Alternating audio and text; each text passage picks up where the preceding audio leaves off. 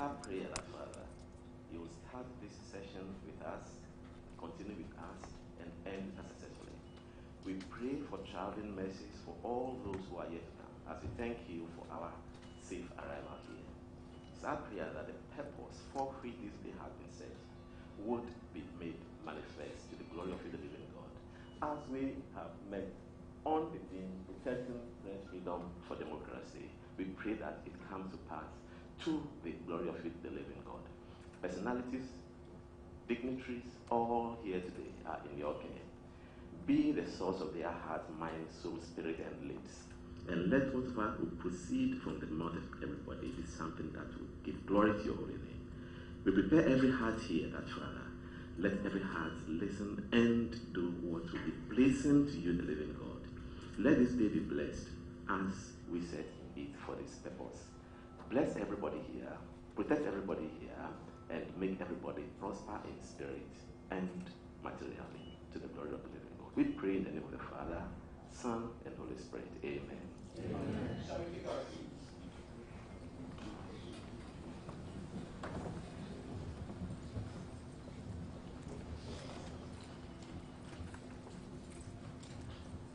Thank you very much, Reverend Dr. Mark Nee Lamte. Our chairman is held back briefly, and so he will join us shortly. But I'd like to introduce those who would be on the days. And we have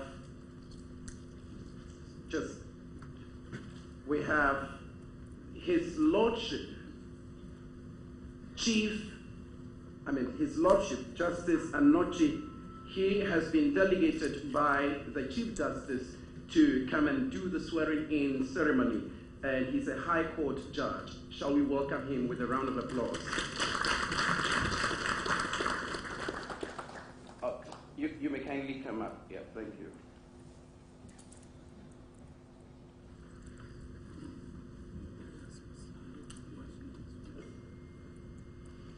Then also the National President of the United Nations Association Ghana, Bishop Dr. Peter Kojo Saki. Welcome him.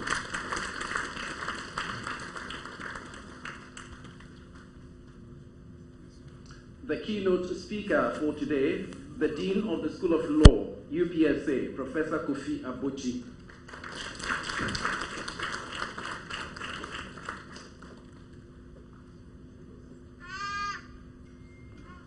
The Dean of the School of Law, University of Ghana, Professor Raymond Atuguba.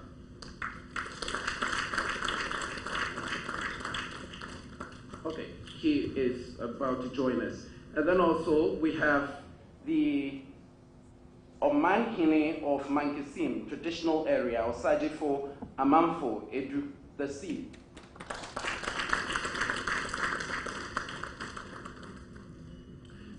Then also the Osudoku traditional area chief, Nene Na Gwamachu, the fourth.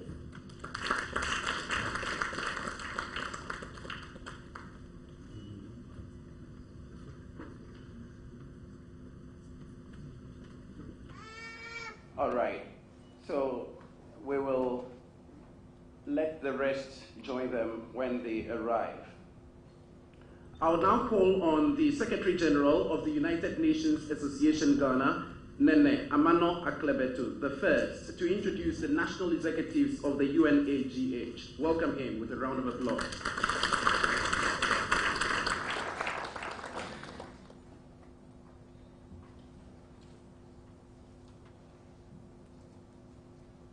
Good morning, distinguished ladies and gentlemen. You are welcome once again.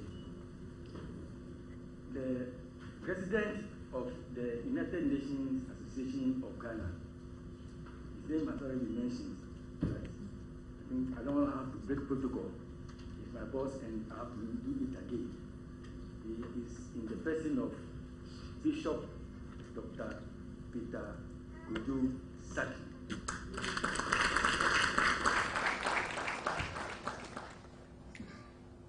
The first Vice President of the association is Professor William Jedu as you do.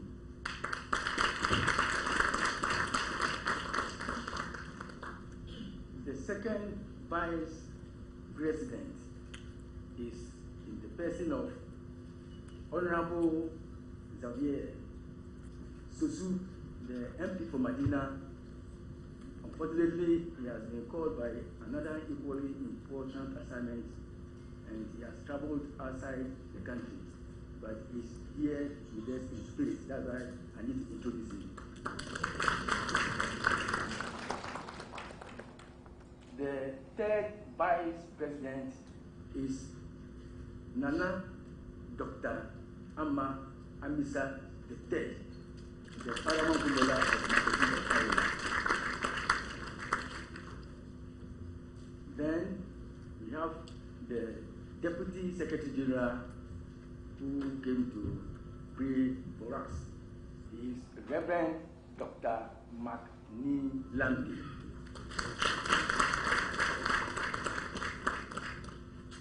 We also have our Director of International Relations in the person of Honorable Stephen Kujo Saki.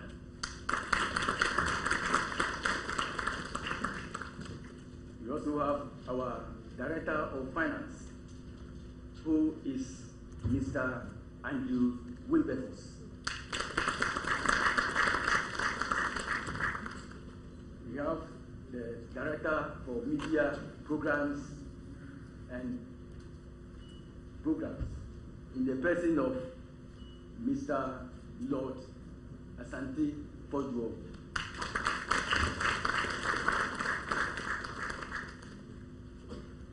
Then the last, but not the least, is the Secretary General of the Association, and he is the person who is introducing himself. And my name is Amano Aklebetu Professor. Thank you very much.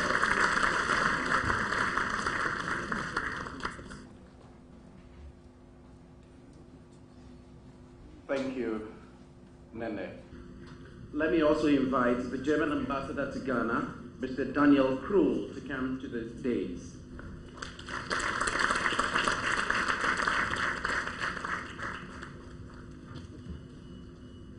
We'll now take the welcome address, and it will be delivered by the first Vice Chairman of the UNAGH, Professor William Jedu.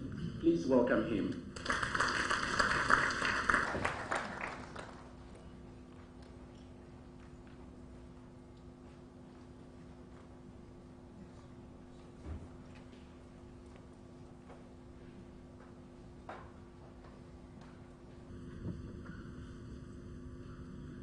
Good morning to you. All protocols observed. I wish to warmly welcome you to the Parliament House of Ghana. This is the seat of the legislative arm of government, and where we can expect participatory democracy to be very active and alive.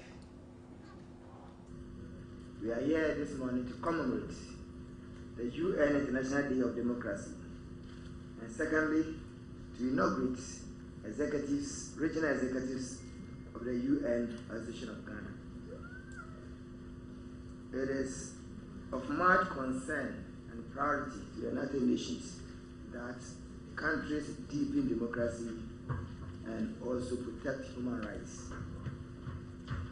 And this year, the UN has chosen as its theme for the celebration of the Day of Democracy as protecting press freedom for democracy. This couldn't be timely, and the importance and relevance of this theme cannot be overemphasized. This is because freedom of expression is a universal human right, and it shouldn't be left in the hands of the politician or any other person. It shouldn't be left as a privilege to the journalist, and all and sundry must endeavor to benefit, support, and protect freedom of expression. A free press is fundamental to a democratic society, and it seeks out to circulate news, information, ideas, comments, opinions, and holds those in authority to account. The press also provides a platform for multiplicity of voices to be heard. At the national, regional, and local level, it is the public watchdog, activists and guardians, as well as educator, entertainer, and contemporary chronicler.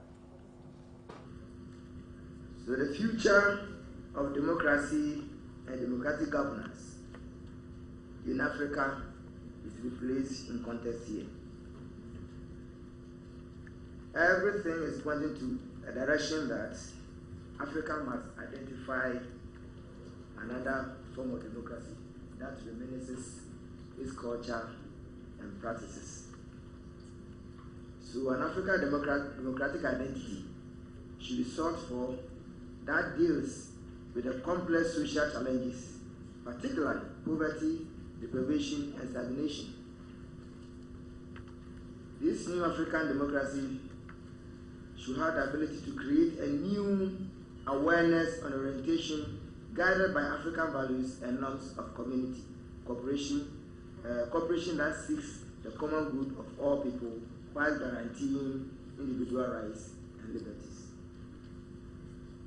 Fellow participants, it is my hope that events such as this will continue to rally and remind us all of our core pledge and solemn responsibility to achieve an inclusive and new African democracy that guarantees respect for individual rights and freedoms and safeguard national, sub-regional, regional, and global peace. With these words, I welcome you once again and wish you a fruitful celebration as we mark this all-important occasion, the UN International Day of Democracy and the inauguration of regional executives of UNA Ghana. May God richly bless you. Bless the United Nations, bless all nations, bless Ghana, and bless all peoples of Africa and the world. Thank you very much.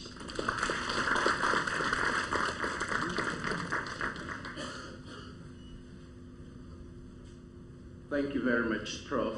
Let's take a musical interlude by the UPSA choir.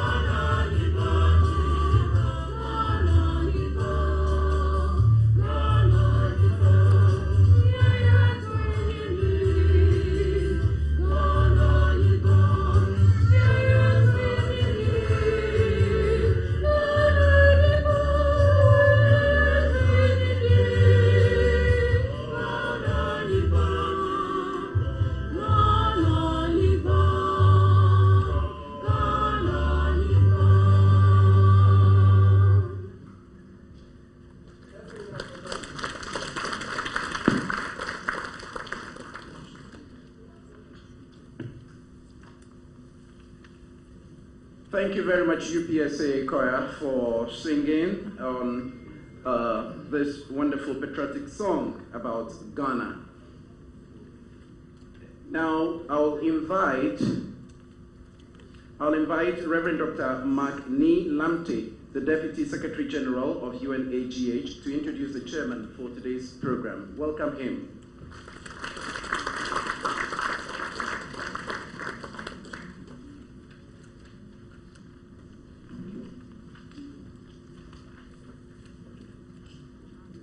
Thank you, Conrad. And dignitaries at the high table and all gathered in here, a very good morning once again. I have the privilege to, at this point, introduce the chair for this august occasion. He is a man full of commitment, dedication, and let me say that because of this program, he moved from his seat in the Central Region, Cape Coast, to Accra here with his team, booked a hotel, they were there. A few things affected their smooth coming here on time, but he still made it by the grace of God. We thank everybody for that.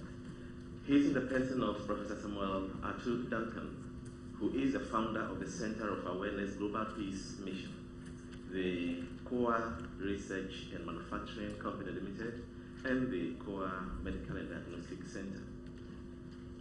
Professor Samuel Atu Duncan, through his research, discovered COA mixture, formerly COA FS, a plant medicine that has been noted for its efficacy in supporting the body's immune system to naturally fight against various disease conditions.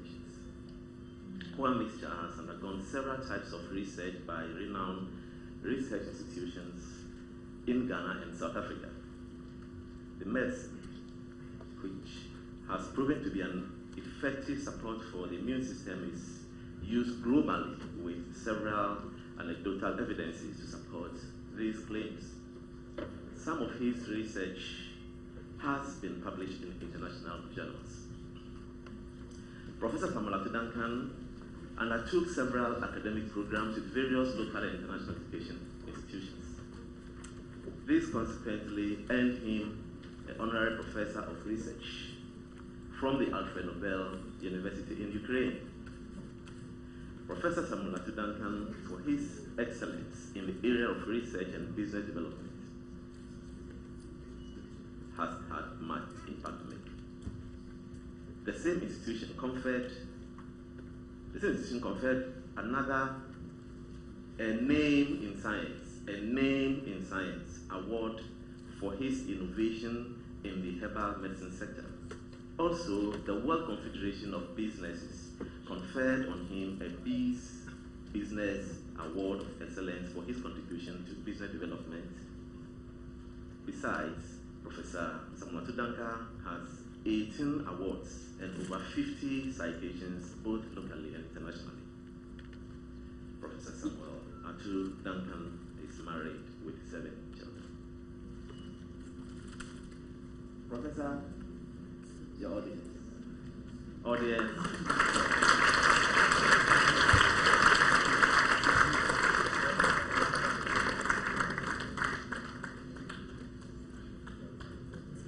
Shall we now welcome the chairman to give us his response?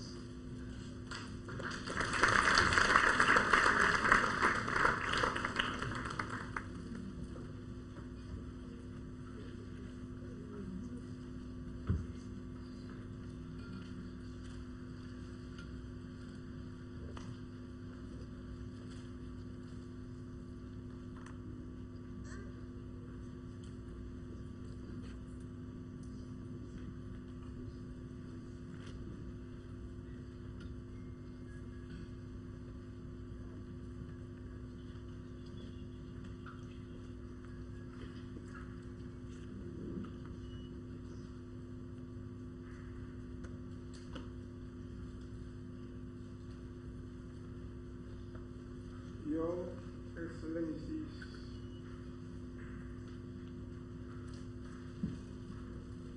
the members of the diplomatic corps present, the president, the national president of the United Nations Association Ghana, the rep of the Chief Justice,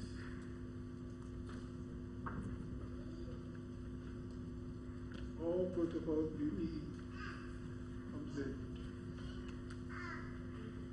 Nananom, ladies and gentlemen, I deem it a great honor to be invited to chair this very important ceremony. And I wish to salute the national executives of the United Nations Association Ghana for this opportunity.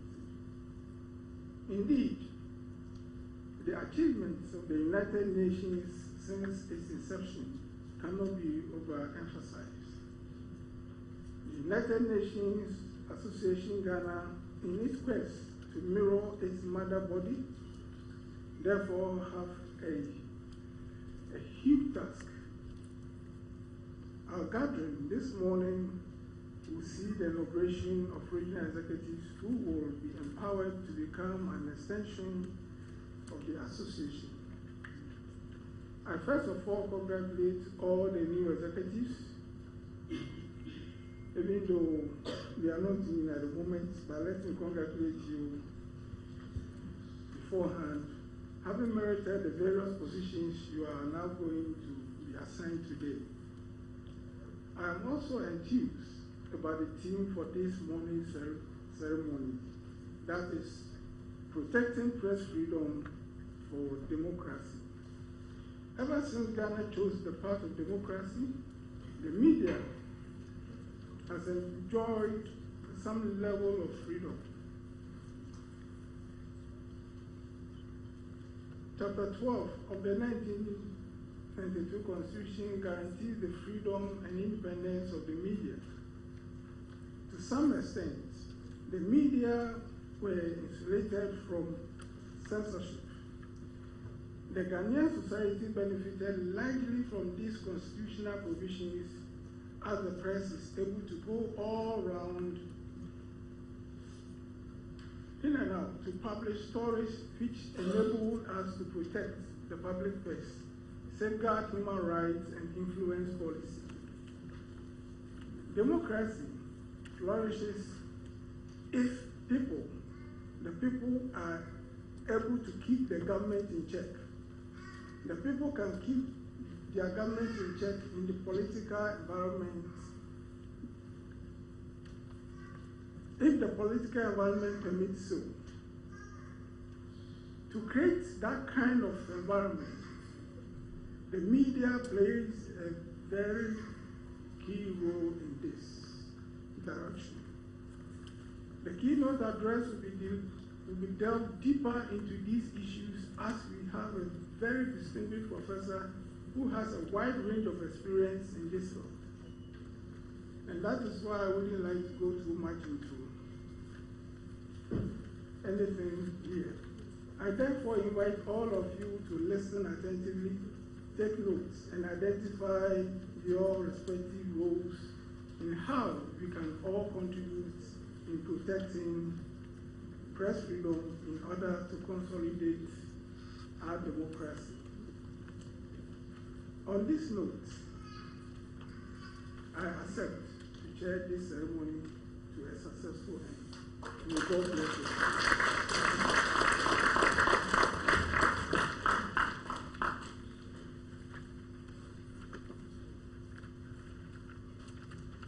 Thank you very much, Chairman. We have the Dean of the School of Law of University of Ghana, Professor Raymond Atuguba in our midst. Let's welcome him.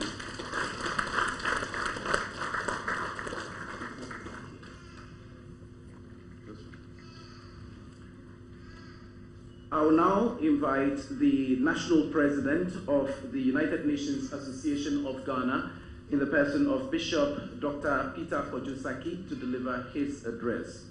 Please welcome him.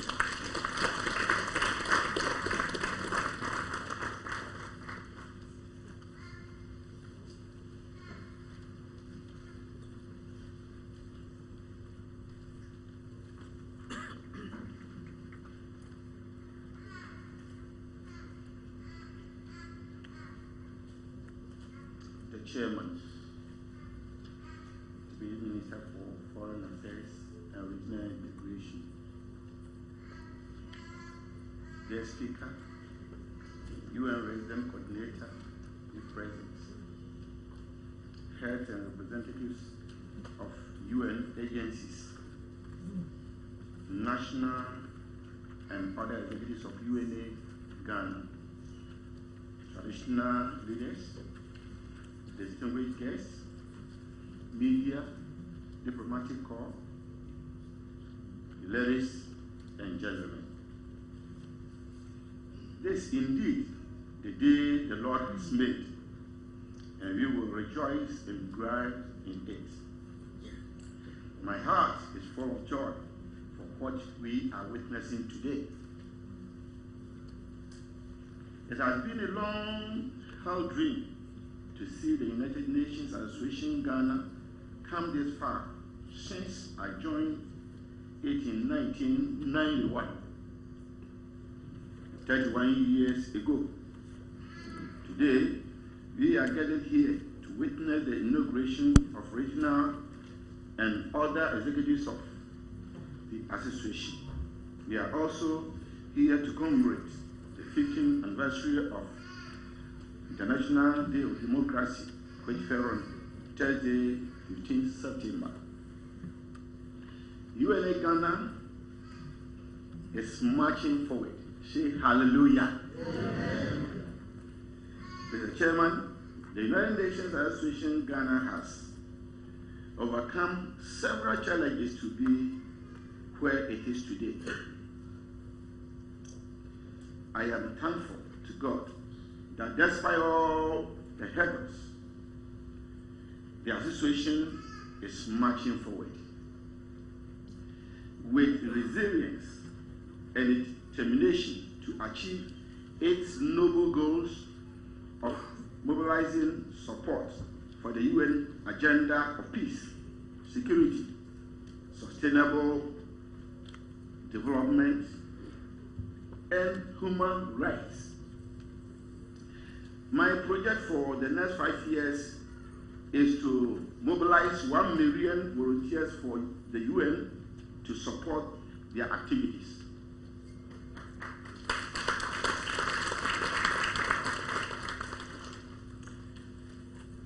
The world needs peace, and we can only achieve the peace through coming together as we have met here, and we have to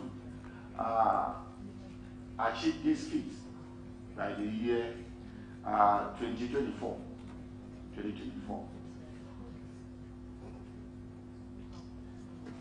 My heart is full of joy, as I've said. This is what the UNA Ghana exists to accomplish, and I know we all together will achieve this noble goal. I think you are with me. Yes. We can do it. Yes. If we can do it, say hallelujah to God. Hallelujah. Distinguished guests, ladies and gentlemen, on Thursday, 15 September 2022, the United Nations Association Ghana sent well wishes to all protectors of press freedom as for democracy. The International Day of Democracy is celebrated around the world on 15th September each year. It was established through a resolution passed by the UN General Assembly in 2007, encouraging governments to strengthen and consolidate democracy. Democracy Day is an opportunity to review the state of democracy around the world. The United Nations Association of Ghana calls on the government, media actors, regulators, practitioners, and consumers to protect the press freedom of Ghana to safeguard the fourth estate of the Republic. Abuses against journalists must be halted to foster an atmosphere of freedom of expression. I repeat, abuses against journalists must be halted to foster an atmosphere of what? Freedom of expression. No human can see himself as fully human unless he's fully free. The media must also operate within the ambit of the law and the code of ethics and guidelines of media regulations such as the Ghana Journalists Association, National Media Commission, and the National Communications Authority. All citizens must use legal processes to address issues they have with the media and not take the law into their hands. A free press has and continues to advance the cause of democracy in Ghana. Let's together protect the freedom of the media to consolidate our frightening democracy. On behalf of the national executives, I wish all the executives to be inaugurated today the very best in the great volunteering experience you are undertaking. You will gain very useful experience, skills, and values that will make you a partner in making the world a better place. Congratulations to you all. I do agree, all those who have a heart to volunteer to join the United Nations Association Ghana, so that together with chiefs, with professors, with judges, with all and sundry, you make Ghana proud through unity, love, through forgiveness, through taking everybody as your brother and respecting everybody's human dignity must be the epic. And if we're able to do that, the Lord God will bless our land and bless us through an Africa will enjoy the blessing we will have through unity, love, forgiving one another. And by this, I'm calling the major political parties to extend that love and hold themselves up and forgive one another and make Ghana proud, as we are the stars of Africa. God bless you. God bless you. Association Ghana. Long live Ghana. Long live United Nations. I am done. God bless you.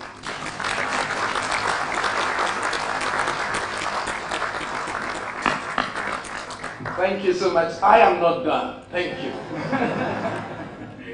All right.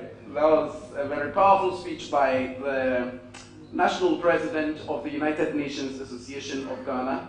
He's been in this association since 1991. And so he knows all the ins and outs of this association. And we will learn gladly at his feet. Thank you so much, Bishop. It's now time for the major event that we are here for. That is the swearing in of all the executives, corporate affairs executives, regional executives, and the United Nations Youth Association executives. Now, we'll first of all introduce them, after which we will call on the representative of the Chief Justice who will do the swearing in ceremony. So all corporate affairs executives of the United Nations Association of Ghana, kindly be on your feet. All corporate affairs executives of the United Nations Association of Ghana, they are here now, and I would like to introduce them. The corporate affairs executives are the ones who are like the administration of this association, and they, from a day-to-day basis, regulate or administer the affairs of this association. And here they are. We have different roles that they will be playing. We have the Director of Administration, Membership and Affiliations, Mr. Lord Asante Forjuo. Lord Asante Forjuo, please give them a round of applause. We have the Director of Partnerships, Human Rights and Peace Building, Mr. Stephen Saki. The Administrative Secretary, Mr. Emmanuel Owusu. finance manager and the deputies. We have Dr. Gladys Nabiu. Dr. Gladys Nabiu is the finance manager. The deputies are Mr. George Ethel and Awel Muhammad. Okay, he is not present here. And then the media and public relations manager, I am Conrad Kakraba. And then also the programs and projects manager, Dr. Timothy King Abote. Great. The youth affairs manager, Nana Dr. Sadiq Etutu. Okay, he's also not around here now. And then the fundraising and sponsorships manager, Madam Gloria Abwaji. Legal advisor, lawyer Nate. Okay. Naki, Belinda Naki is a legal advisor. Thank you so much. All right, so that's the corporate affairs executives. Let me call the rep of the Chief Justice. He's a High Court judge, Justice Kwesi Anochijima. Wait, the events manager. What's the name? Gloria A.J. Watson. All right, thank you.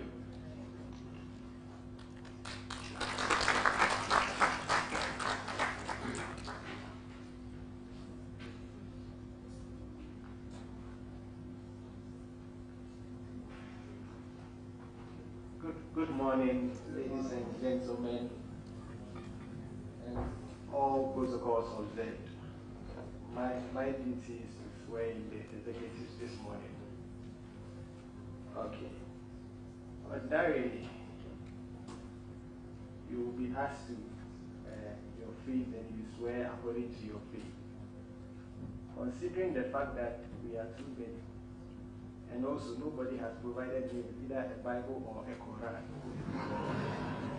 all of you are going to affirm so that we make matters simple.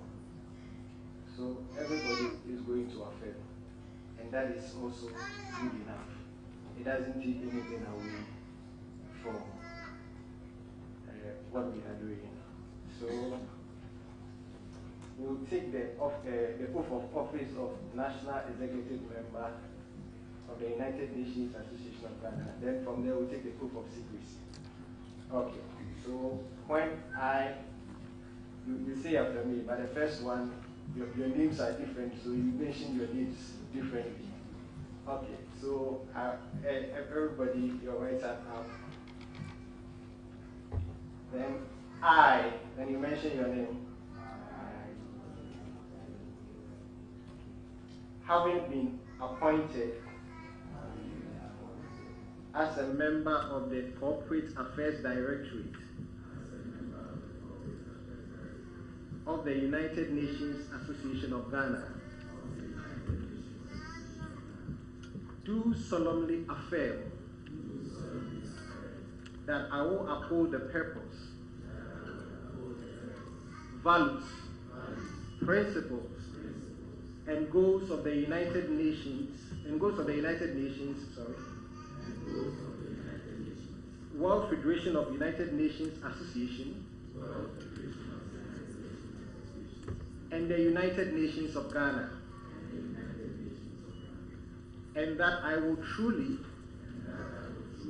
faithfully, and diligently perform the functions of my office without fear or favor, affection, or ill will. Thank you. We'll take the oath of secrecy. So then, holding the office of the Corporate Affairs Directorate of the United Nations Association of Ghana. Okay. Hold on. I think I took too much for you. So let me break it small. Holding the office of a Corporate Affairs Directorate of the United Nations Association of Ghana, do solemnly affirm that I will not directly or indirectly communicate or reveal to any person any matter which shall be brought under my consideration or shall come to my knowledge in the discharge of my official duties, except as may be required for the discharge of my official duties, or as may be specially permitted by the Constitution of the United Nations Association of Ghana, or by law. Congratulations.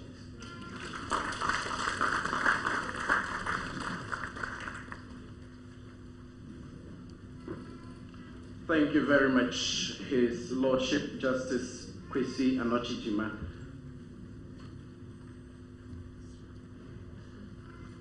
Now, let's introduce the regional executives of the United Nations Association of Ghana, and we'll just go by region by region. So let's start with Greater Accra Region. Just be on your feet.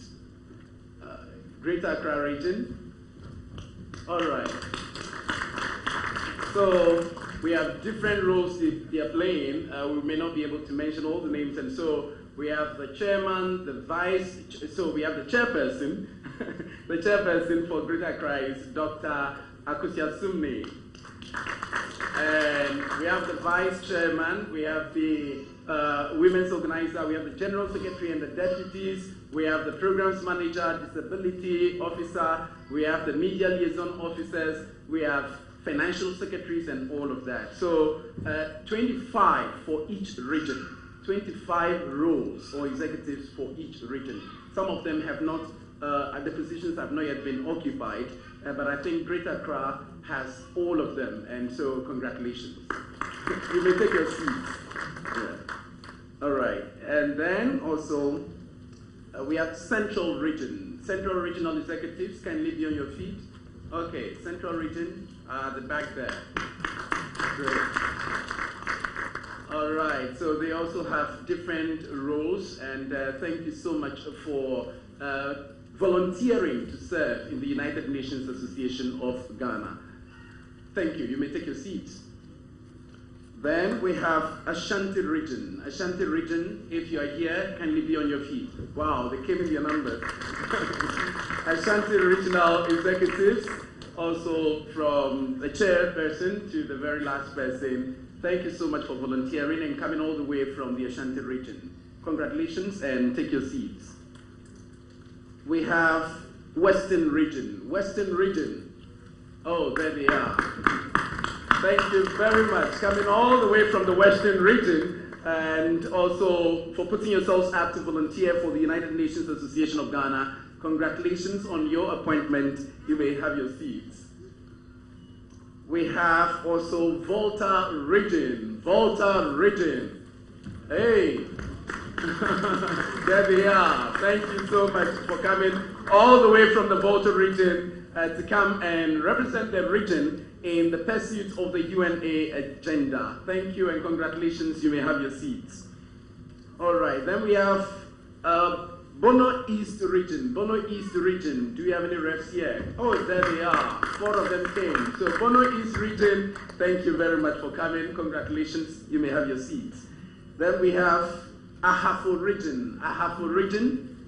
Ahafo. Okay, we got 2 that were able to come. Thank you very much for coming all the way. Congratulations. You may have your seats. Oti Region, my region, my region. Where are you? Oh, there we are. There we are. There we are. All right. Congratulations for coming all the way from the Oti Region. And we will do the work there, right? Yes, so let's have our seats. Thank you. Do we have Western North? Western North. Western North. Okay, we got 2 people coming all the way. Western North. Thank you. Thank you very much for coming all the way. Great. Do we have Ashanti? I mean, I've mentioned Ashanti. Do we have Upper East Region? Upper East Region. Great. Wow. Wow. Give it up for them. Upper East Region. We have about four or five.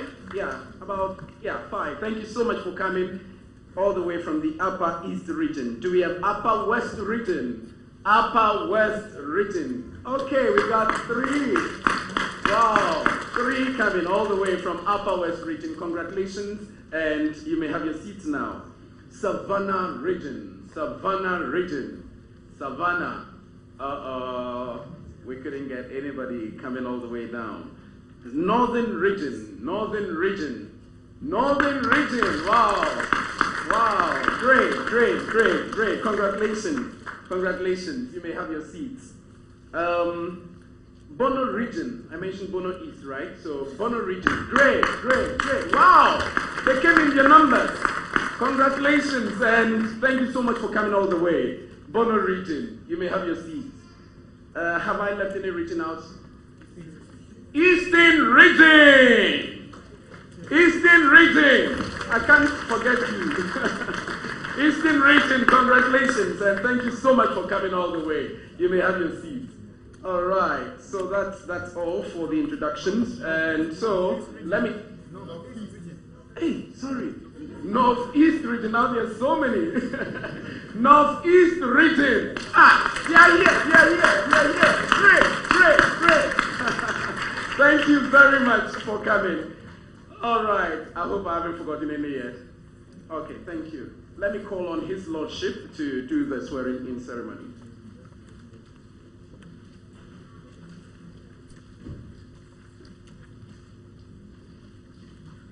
Okay, please, so all the regional executives, can you please stand up?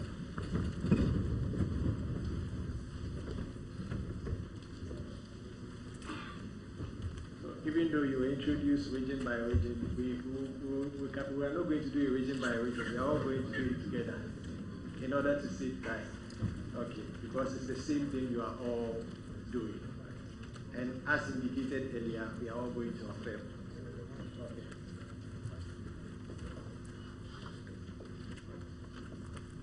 So, are we all ready? With your right hand up. I, having been appointed as a member of the Regional Executive Committee of the United Nations Association of Ghana, do solemnly affirm that I will uphold the purpose, values, principles and goals of the United Nations, World Federation of United Nations Associations, and the United Nations of Ghana, and that I will truly, faithfully, and diligently perform the functions of my office without fear or favor, affection or ill will. Then we will continue the oath of secrecy. I, holding the office of a Regional Executive Committee member,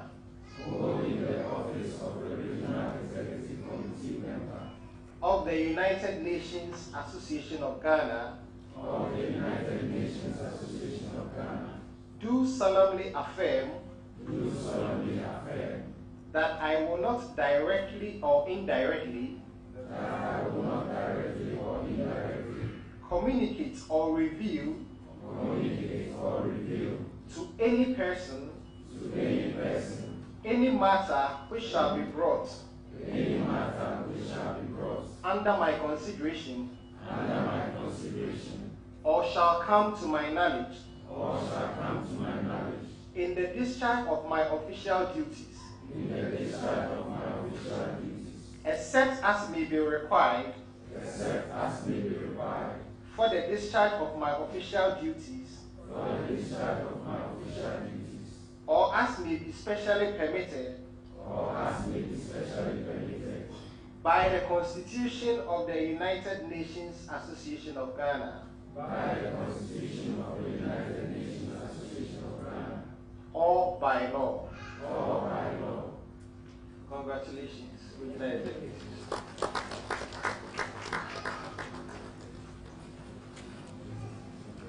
Thank you, His Lordship. Let's now introduce the United Nations Youth Association Secretariat, and the executives are the National Youth President, Kobina Adumaji Longton. Kobina Adumaji Longton. Adumazi, thank you, sorry. Yes, so he is the National Youth President. And then we also have the first Vice Youth President, Dr. Nana Ohene Asante Brimpong. Dr. Nana Ohene Asante. Okay, he's not here. And then we have the second Vice Youth President, Dr. Adeline Beidu. Dr. Adeline Beidu. Great. And then the third Vice Youth President, Victoria Akosia Amankwa. Victoria Akosia Amankwa. Okay, not here. The Youth Secretary General, Victor Togo. Yeah, Victor Togo, the Youth Secretary. And then the Deputy Youth Secretary General, we have Rhoda Amadou Wonam. Rhoda, okay, not here. Then Youth Treasurer, Club Equia Faith. Okay, great. That's the Youth Treasurer. Then the Youth Coordinator, we have Elijah Yao Kunedu Odru. Elijah, okay, there's. Yeah, and then also we have the Youth Communications Officer, Patience Jamia. Great, great, great. And then the Deputy Youth Communication Officer, Isaac Kwesi Ejiri. All right. Then the Youth Membership Officer, Isaac Mante. Isaac Mante. All right. Good. Let me invite His Lordship to do the swearing in.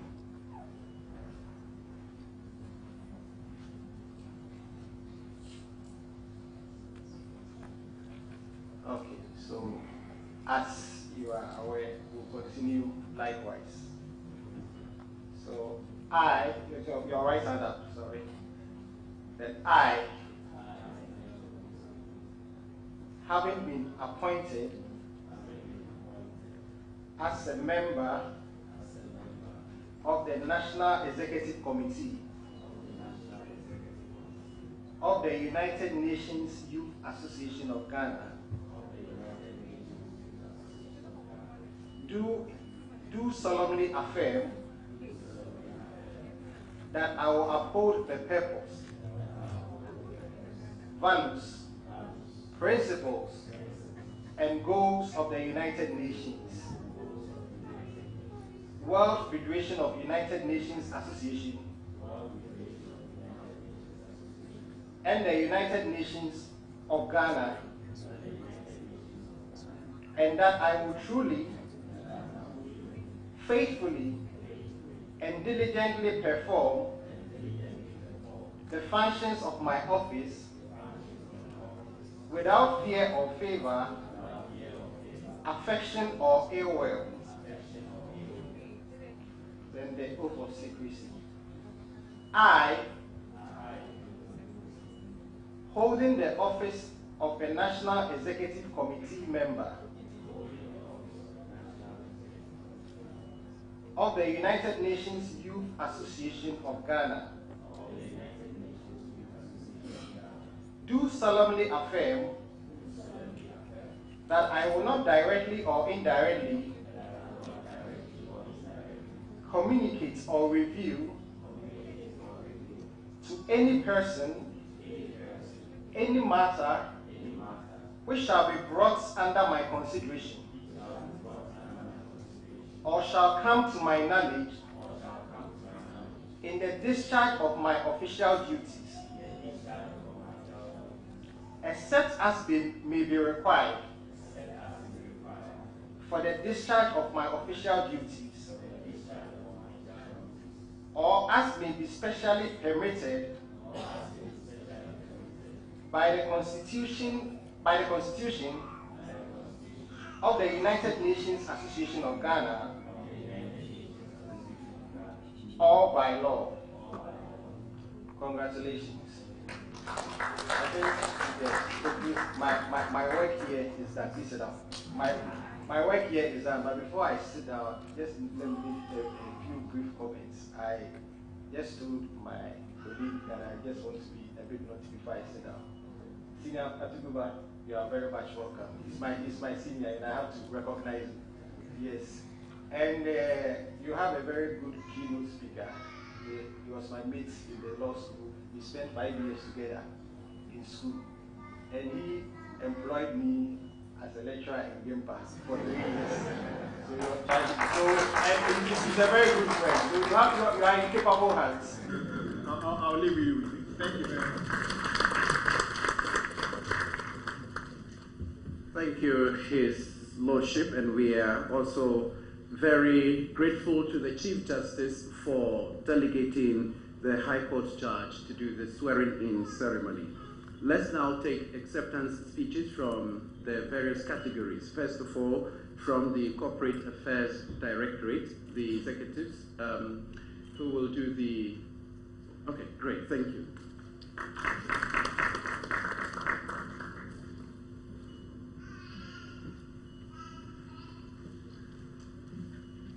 Thank you, Conrad. Chairman, dignitaries on the high table, the national executives, distinguished chiefs, all protocols duly observed. Ladies and gentlemen, good morning. On behalf of my colleagues, it is a great honor to be here today to accept the positions as Corporate Affairs Executive of the United Nations Ghana on this wonderful occasion.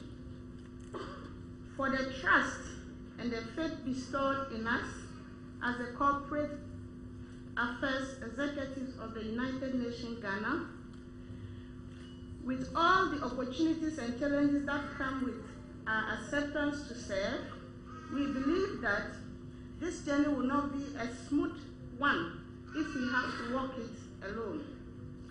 However, we thank our leaders, the national executive, that recognize the importance of regional executives, youth executives, as it is through this connectedness and synergism that we are going to make sure that the theme of one health, one people, one United Nation is going to be achieved.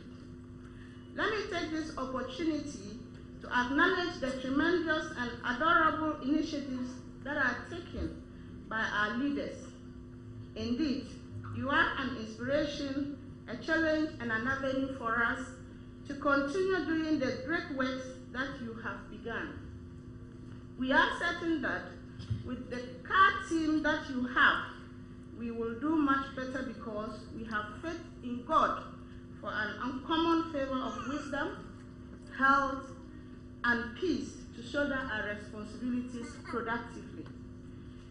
To everyone here and members belonging to other associations, we want to say that this journey we cannot make it alone as executive. And through your support, suggestions, critics, and encouragement, we shall have much to do together because together we can make it happen. God bless United Nations, God bless Ghana, and then God bless us all. Thank you.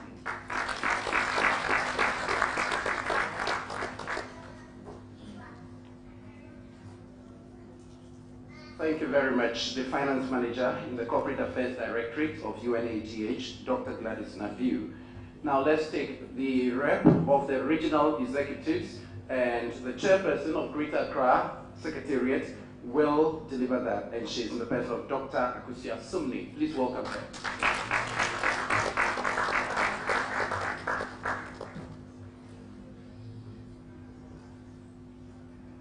Shalom to us all. Wonderful.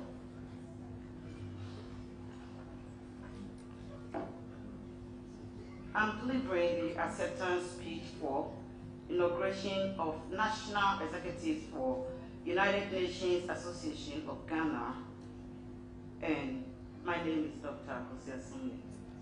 Thank you, MC. I want to thank the United Nations Association of Ghana, the organizers, men and women of honor who have gathered here, the high table that I cannot mention everybody's name, Ni and Na Me, who have met here, and the great audience. I also want to recognize my husband, Dr. Kodosumi, for 40 years, for allowing me to be part of this work, because it's going to be a lot. All supporters, I also want to recognize all the group's unsung heroes who are gathered here today. And I say all protocols observed. Mr. Kofi Annan, former Secretary of the United Nations, once said, and I quote, "Business, labor, and civil society organizations have skills and resources that are vital in helping to build a more robust global community," unquote. One of the important milestones in my life, I have seen many, but one of these is being chosen to join United Nations Association of Ghana. On behalf of my colleagues, regional executives in each of Ghana's regions, we promise to work our hardest throughout the time we are in office to earn your trust, your confidence, and your support. In order to uphold international peace and security, foster cordial ties between nations, and advance social progress, higher living conditions, and human rights, the United Nations institutions, including United Nations Ghana, were established. I want to reassure everyone in our neighborhood that United Nations Association Ghana, which is UNGH, is in good standing in Ghana and in the whole world. Over the past few years, I've known some of the executive team members, and also each of my colleagues on this committee is a wise adult who cares about the well-being of this nation. The main driving force behind each of these people is to provide the leadership and direction necessary to produce the best UNGH opportunities and experiences. The United Nations Association of Ghana has always placed a high priority on the sustainable development of human societies around the world. From the United Nations Charter, which obligates us to advance social development and higher living standards in greater freedom, to the Millennium Development Goals, which serve as a lighthouse directing our current efforts. At Stockholm in 1972, during the first United Nations Conference on the Human Environment, Prime Minister Indira Gandhi famously remarked that poverty and unmet human needs are the worst kind of pollution. I call to all regional executives to cooperate with one another in unity. We must all vouch for our willingness to put in our best effort.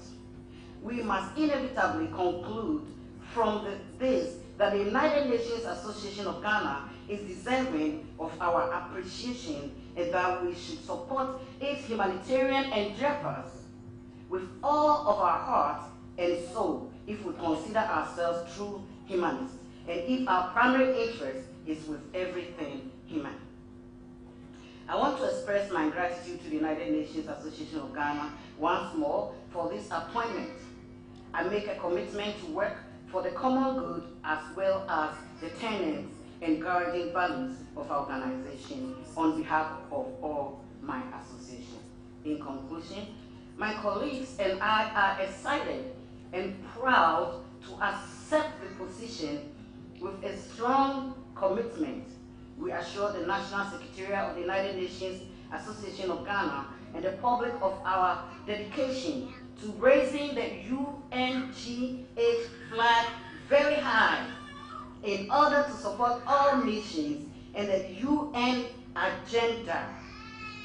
Blessings upon United Nations Association of Ghana, blessings upon all new UNGH executives. And I just want to also recognize my friend Dr. Lampton and say, thank you for making it possible for me to be here. Shalom to us all, Dr.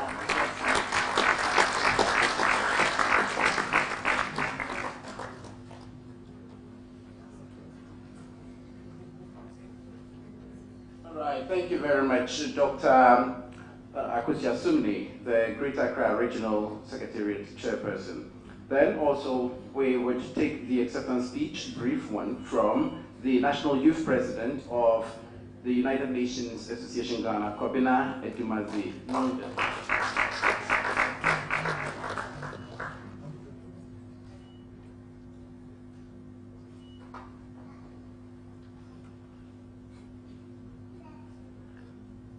A warm good morning to you all, ladies and gentlemen. This is an inaugural acceptance speech on behalf of the National Executive Committee of the United Nations Youth Association Ghana. My name is Kobina Edumazi. Chairperson, Your Excellencies, Nananum, honorable members, ladies and gentlemen, all protocols duly observed. Once again, good morning. With your kind indulgence, I read this acceptance speech on behalf of my colleagues. His Excellency late Kofi Annan, Secretary General of the United Nations, once said, "No one is born a good citizen. No nation is born a democracy. Rather, both are the processes that continue to evolve over a lifetime. Young people must be included from birth. A society that cuts itself from its youth severs its future." Today, this August gathering is a unique opportunity to commemorate the transformational influence democracy and the media brings to secure our collective sustainable development. It is also a monumental day, especially for me and my colleagues, to stand before you, this remarkable audience, to give an inaugural acceptance speech.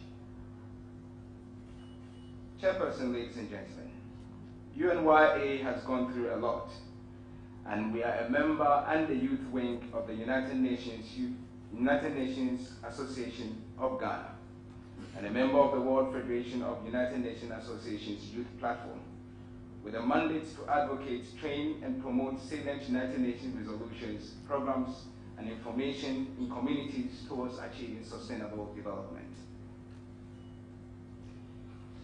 Currently, UNYA Ghana has about 1,000 registered members who share in the United Nations Association Ghana objective of developing innovative self-development, youth leadership, democracy, diplomacy, public service, volunteerism, nationalism, and global citizenship skills and competence.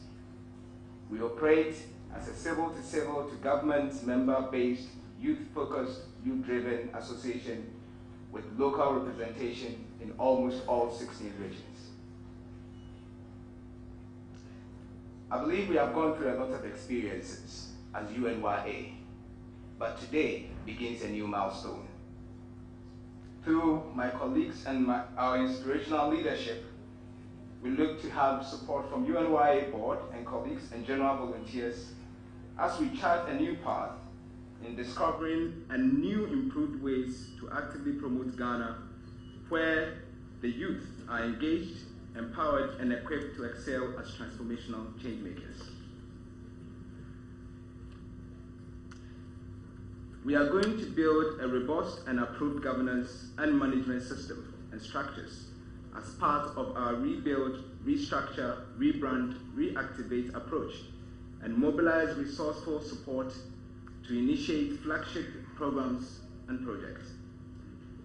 Chairperson, ladies and gentlemen, permit me, on behalf of my colleagues, to extend appreciation to the board of the United Nations Association and also to the board of UNYA Ghana and the leadership for believing, supporting, and entrusting myself and my team with this major task and the opportunity to lead fellow young people in service of Ghana and humanity.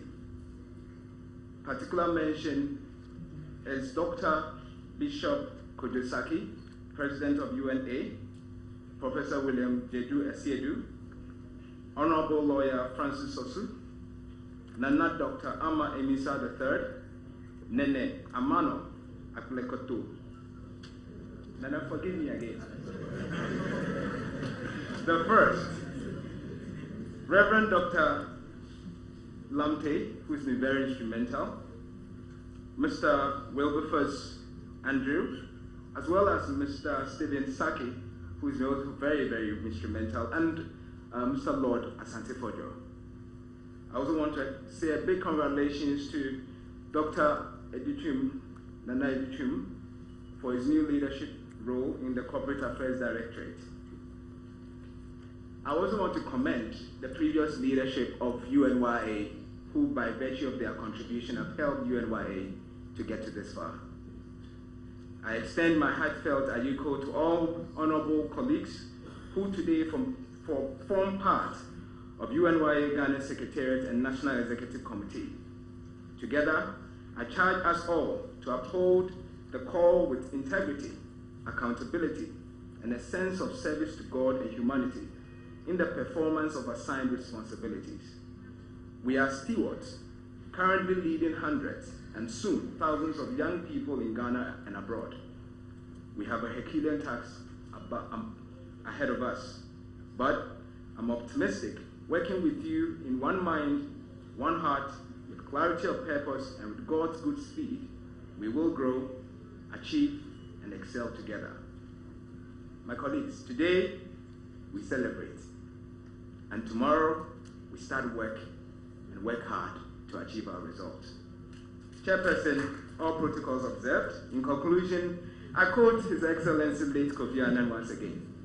Young people should be at the forefront of global change and innovation. Empowered, they can be key agents for development and peace. I'm from Atsada College, so I believe when young people pray hard, work hard, and play hard, either the first or with the first we will be. God bless United Nations Association. God bless United Nations Youth Association. God bless God.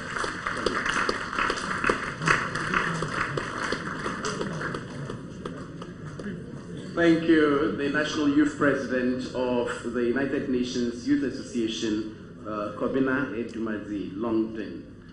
Let me now acknowledge some dignitaries that are with us this morning. We have the former Special Personal Assistant to the late UN Secretary General Kofi Annan, and she's also a Special Advisor to the United Nations Association Commission on Women and Children's Affairs, Ms. Vicky Mayfair Mills.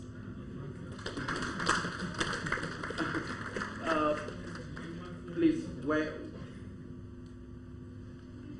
Okay.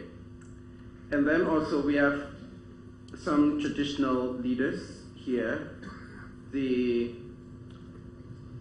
have the Kronti Hine of Tutu Ekwapim and Rempim Hine of Ekwapim Benkuman traditional area, Nana Ohine Untumi. Okay. Yeah. We also have the Oman Chiami of Mankasim, Nana Tinkran. Okay.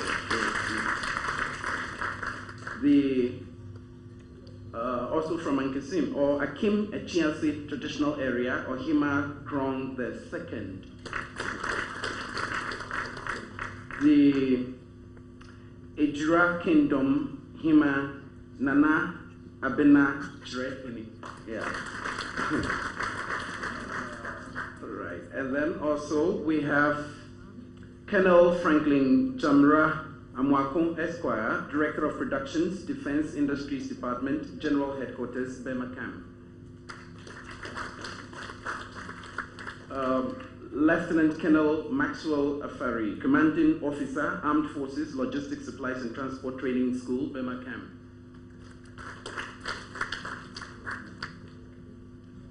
And then Lawyer Kojo Etuji Tamaklo, a member of the NDC legal team. Okay, please. We have Chief Superintendent Ms. Victoria Yamwa, the District Police Commander, Mankasim, and President of the Central Regional Police Ladies Association. She is representing the Central Regional Police Commander, DCOP, Mr. Amenyo. We have the National Head of the United Nations Association on Women and Children's Affairs, Jemima Adupo. Okay, thank you very much for coming. We also have Engineer Johnson Ofurikuma, Chief Executive Officer of Foreign Electrical Engineering Services Limited. Thank you. As and when I get more of the dignitaries present. Okay, Bernice Ansa, a musician and an ambassador of the UNAGH. I'll now invite her, actually. She is a musician and she is coming to give us a song, a musical interview. Please welcome her now.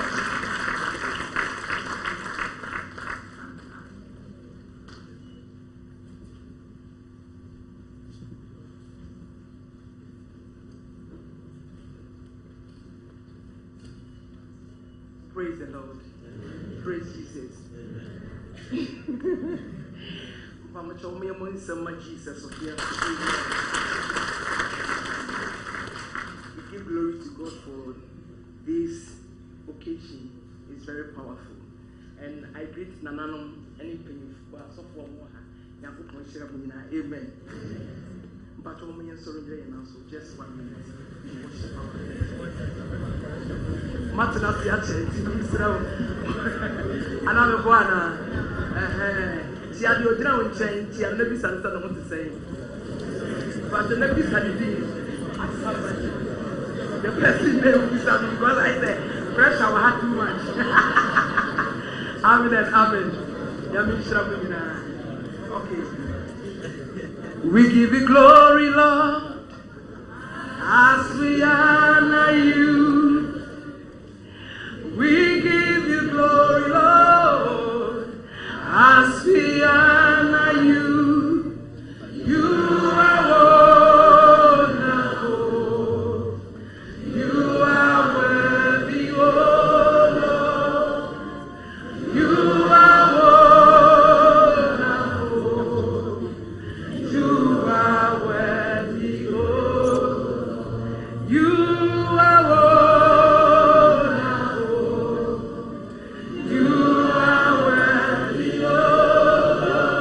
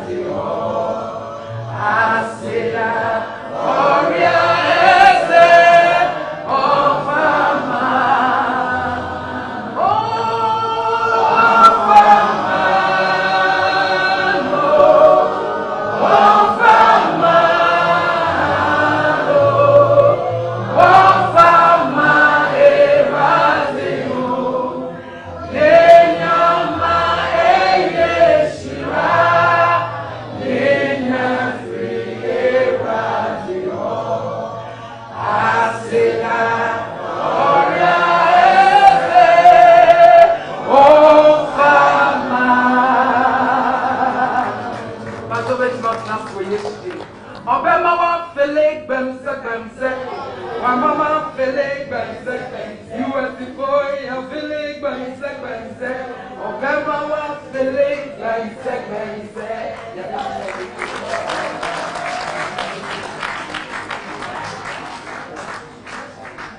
Thank you very much, Mrs. Bernice Ansa, a UNAGH ambassador. We have a number of musicians that are ambassadors and we'll be unveiling them in the course of the week.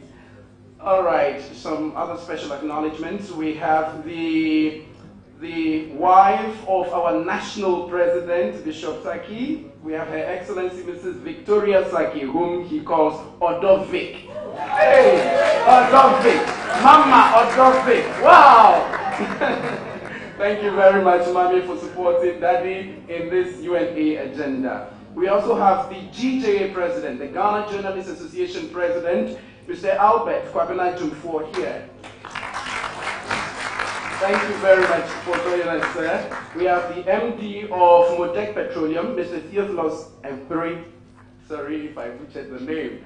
So sorry, but thank you so much for joining us. And then also the husband of the Greater Accra Regional Secretariat chairperson and founder of Mission Africa Incorporated, Dr. Kojo Sumni. Yeah. Thank you very much. Now to the keynote address, and it will be delivered by somebody that we know so much on our TVs and radios. He is the Dean of the UPSA Law School and an Associate Professor of Comparative Constitutional Law and International Law. Prior to his appointment, he was immediate past Dean of the Gimpa Law School, a position he held for 6 years.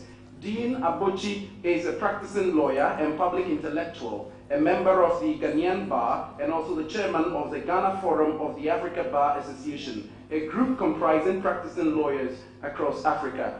Dean Abochi holds a Bachelor of Laws degree and a Barrister at Law certificate from the University of Ghana and the Ghana School of Law, respectively, as well as a Master of Laws degree from the Harvard Law School in the United States. His terminal degree is in law, and that's a doctorate degree in European constitutional law and international law from the University of Milan in Italy. He is widely consulted and has been a visiting scholar and guest lecturer in leading European and American universities, including the Oxford University, Fordham Law School, Indiana Law School, and University of Milan. He has served on constitutional commissions and advised on reforms of the 1992 Constitution of Ghana, as well as the structural reforms of key ministries and agencies of state. In addition to the above, Dean Abochi has served on a number of boards and advisory councils and played pivotal roles in shaping the policy directions of corporate entities in Ghana, including currently being the chair of the advisory board of the Chief Executives Network of Ghana, a body comprising the CEOs of some of the largest and notable corporations in Ghana. He has written extensively in leading peer-reviewed journals of law in the world and is currently researching on constitutional implications of supranationality under ECOWAS and the work of the ECOWAS Court of Justice. In the field of legal practice, he is a lawyer with a standing of 20 years at the bar and has, during these years of practice, accumulated experiences in litigation and transactional practice and represented the interests of clients in numerous fields of practice, including corporate restructuring, mergers and acquisitions, and many more. He is an honorary fellow of the Institute of Directors and a member of the Ghana Bar Association and Rotary International. He is speaking on the topic, Protecting Press Freedom for Democracy. With a standing ovation, let's invite Professor Kofi Abochi.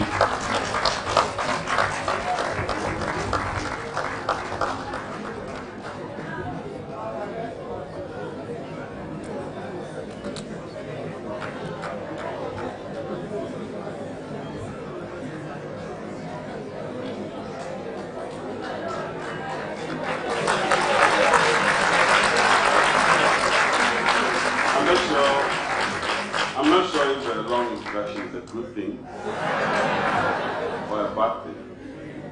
But usually before you speak, a long introduction is not a good thing.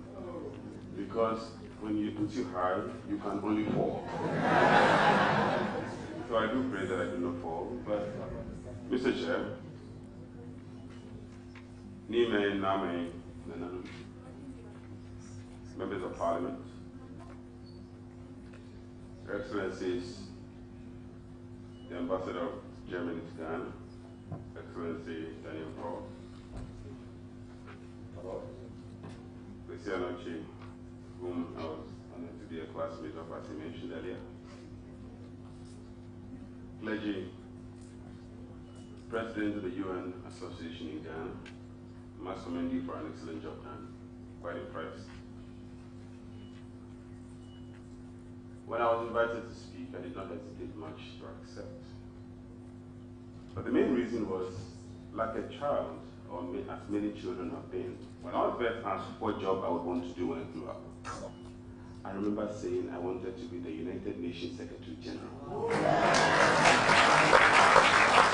I didn't say I wanted to work in the United Nations, but I said I wanted to be the Secretary General. The reason that didn't happen was because as I grew up, I didn't know where to send the application. Because reality reminded me that there are some jobs that you typically don't apply for. And so I'm still waiting. Mr. Chair, the United Nations came about because of fundamentally fascism, world totalitarianism, and the desire of others to dominate others. The United Nations became an instrument to export world peace. And as part of that project, the UN desired to send abroad in every corner of the world liberal democracies or liberal governance. Unfortunately, our world today appears to be witnessing the return of fascism. In 1990, when the Berlin Wall collapsed and the Cold War ended, the expectation of the world was there would be a regime of liberality where all will live in a space and world of freedom. Our world today is experiencing something of a retreat of liberality and of the return of illiberal regimes. And unfortunately, totalitarian governments, and indeed governments that appear to suppress, are gaining legitimacy. The liberal spirit, therefore, that was ushered in at the turn of the 1990s seem to be winning. African democracies have become less and less liberal as well. Detention without trial, suppression of free speech, among others, are gradually becoming the norm. It is in this context that I find your theme quite opposite. Mr. Chair, I'll start my statement by first of all saying that something of an administrative mishap led me to believe that I was speaking on one thing when I was invited initially by the UNA. I was given a different topic. And as I reflected on what I was saying at the last minute, I was reminded that was a mistake. And that was another topic. But when I was growing up, one of the favorite expressions that I also used to like a lot was, every mistake is a new start. Therefore, I have chosen to adopt something of a freestyle by not speaking to a prepared text, but perhaps just saying a few things in accordance with some points I've put on my phone. But as I wait to begin, I would also like to acknowledge Professor Tiguba, whom I think in recognition of my failure to land the UN job, gave me my first job.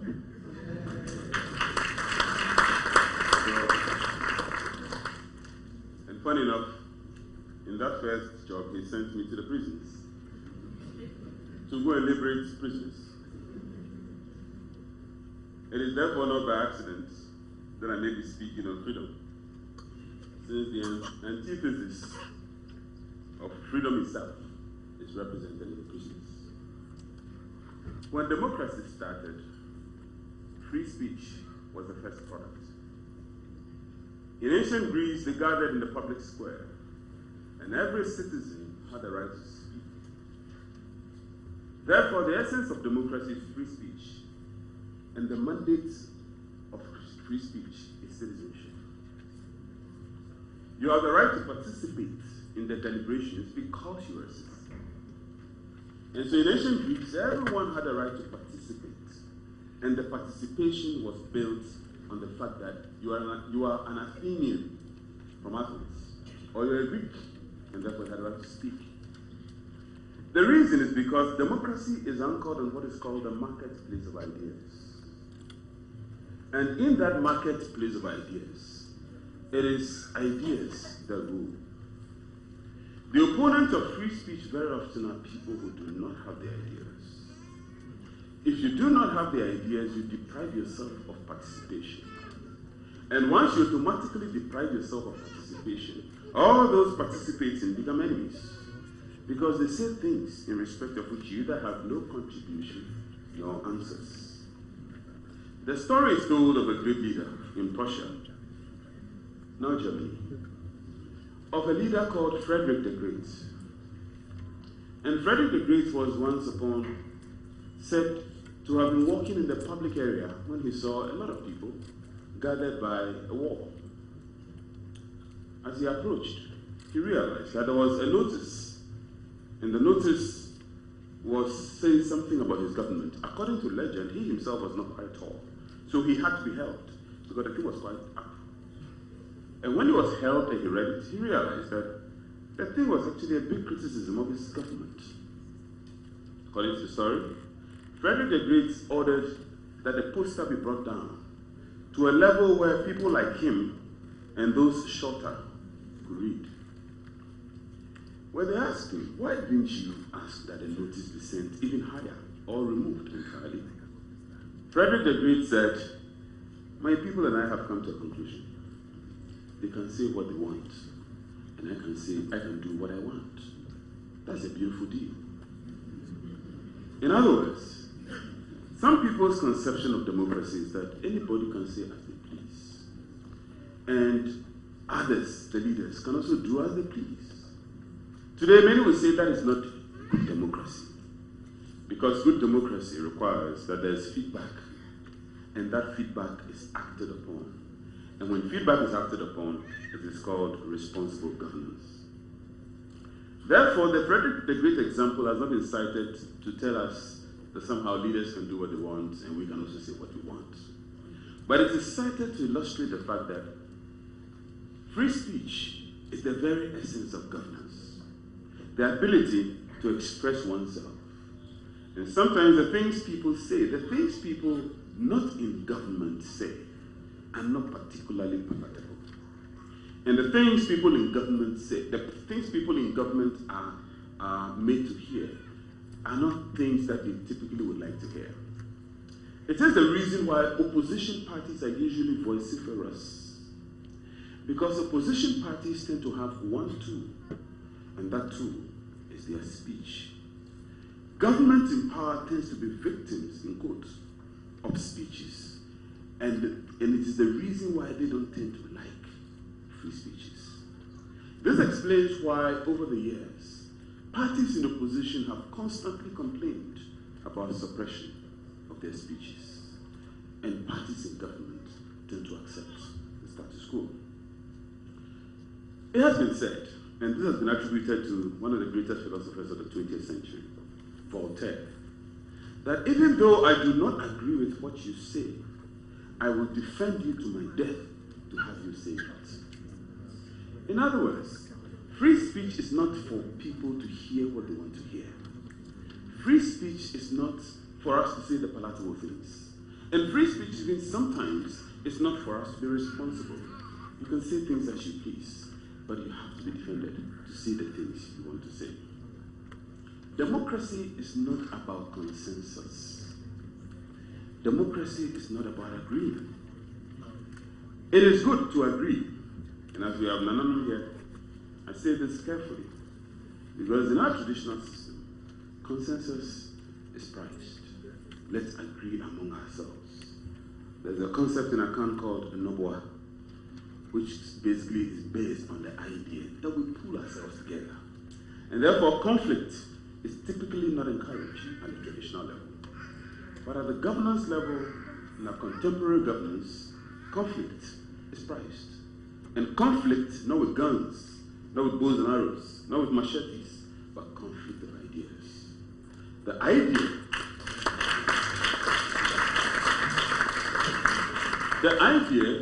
that you say something I totally disagree with, and it makes sense, and I say the opposite, and you disagree with that, but that also makes sense. But in the end, we come to a certain agreement and we move forward.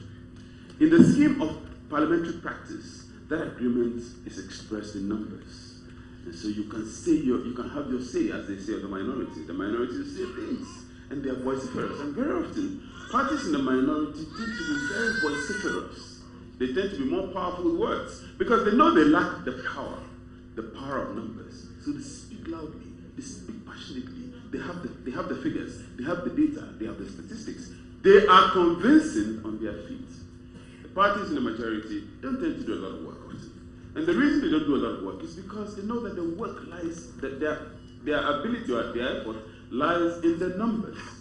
If you go again to the traditional level or the local level, rich men don't talk often because their power lies in their pockets. And very often, those who don't have a lot of money, they have to do all the talking.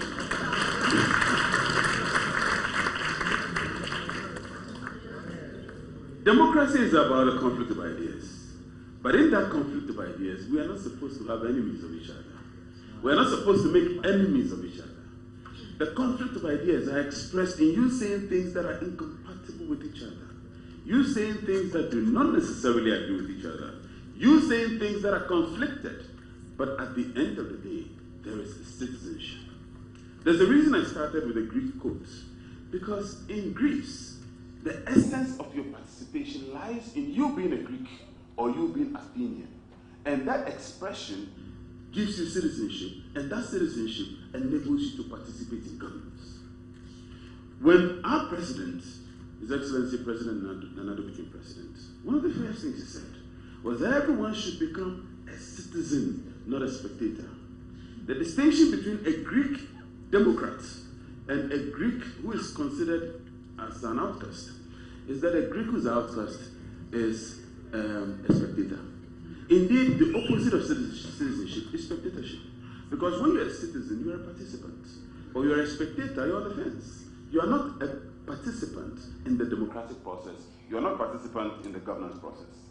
It is in this respect, therefore, that we have to understand the constitutional principles on free speech, the constitutional principles of free press.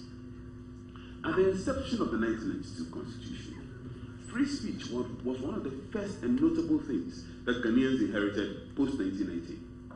A good number of you, as I see here, look fairly younger than me. And for those who are fairly younger than me, you may probably not understand, because I was on the verge of participating, and I'm sure people are already calculating my age, but I was on the verge of, the voting age at that time, not, just about to qualify. So I saw a chunk of what happened, although I was barely qualified to participate. But for those who are not qualified, you may not recognize this, but those who were will remember that until 1993, when the Constitution came into force, Ghanaians could not speak as they will. Ghanaians could not establish radio houses. Ghanaians could not have independent press houses. There used to be one radio station and one television station.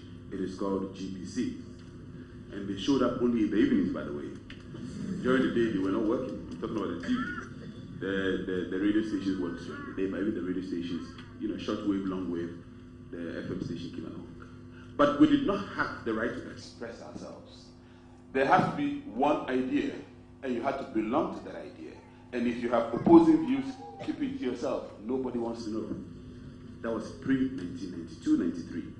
Then came the 92 Constitution, ushered in 93, and suddenly anybody can say whatever they want. Initially, people were still not sure whether we can actually say whatever we want, because we have been told to be free. But freedom really has limitations. In the famous book written by George Orwell, The Animal Farm, there was a line in which the cat, there was an interaction between the cat and the bird. For those who have read that book, Animal Farm, and the cat told the bird that, haven't you heard? They said, now all animals are equal. And, since we're equal, we can play together. And so I'm urging you, the cat, you, the bird, to come from that branch and come closer So that we played. According to the book, the bird looked on from a distance and didn't move. Many will tell you that that was a wise decision. Because if you had gone close, even though I'm sure the cat may play, the kind of play they may play may end up in the best death. And they say, well, we played, but you know, even in play there's accidents. The long and short is this. People were not even sure about the freedom. But many years later, we all know the rest of the story. There were radio houses, there were TV stations, there were all kinds of blossoming of that right of expression, that freedom to establish media houses and freedom of the press. But even as we evolved, especially in the 90s, we still came across a lot of problems and challenges. The legendary, forgive my French, but that's the quote and unquote, shit bombing, where radio houses and TV stations, or rather print houses, will wake up one fine morning and they will find unwanted products on their premises. We had, and we still do have till today, we are on the premises of Parliament. So I say this with a lot of caution. We have till today parliamentary summons for contempt. And the contempts are because people have said things against Parliament. We still have members of Parliament who threaten people with death for saying things that otherwise they have the right to say. We still have radio stations that are being summoned by an anonymous to answer questions for saying things or daring to say things against an anonymous. Indeed, we are still going through that evolution. And if I give you the bird example of the bird asking, the cat asking the bird to come down from the branch and play with the bird, and people not being sure, we may be living through moments when people are still not sure of some of the fundamental freedoms that were granted. And part of the reason for that is because occasionally we have experiences that compels us to ask, are we still under the 1992 Constitution? The recent experience with Nananoms in respect of the Oyerepa radio FM station in Kumasi begs a lot of fundamental questions. Do we have press freedom? Who regulates press freedom? What are the powers of those entities? What is the role of entities like Nananoms who owned this country before the inception of colonialism, but whom after the demise of colonialism and with the inception of the Constitution, in many cases still look like hanging? And I say this because I teach constitutional law. These are questions that are asked.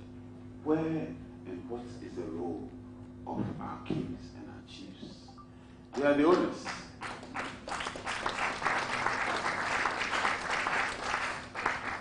They are or maybe the owners of the land.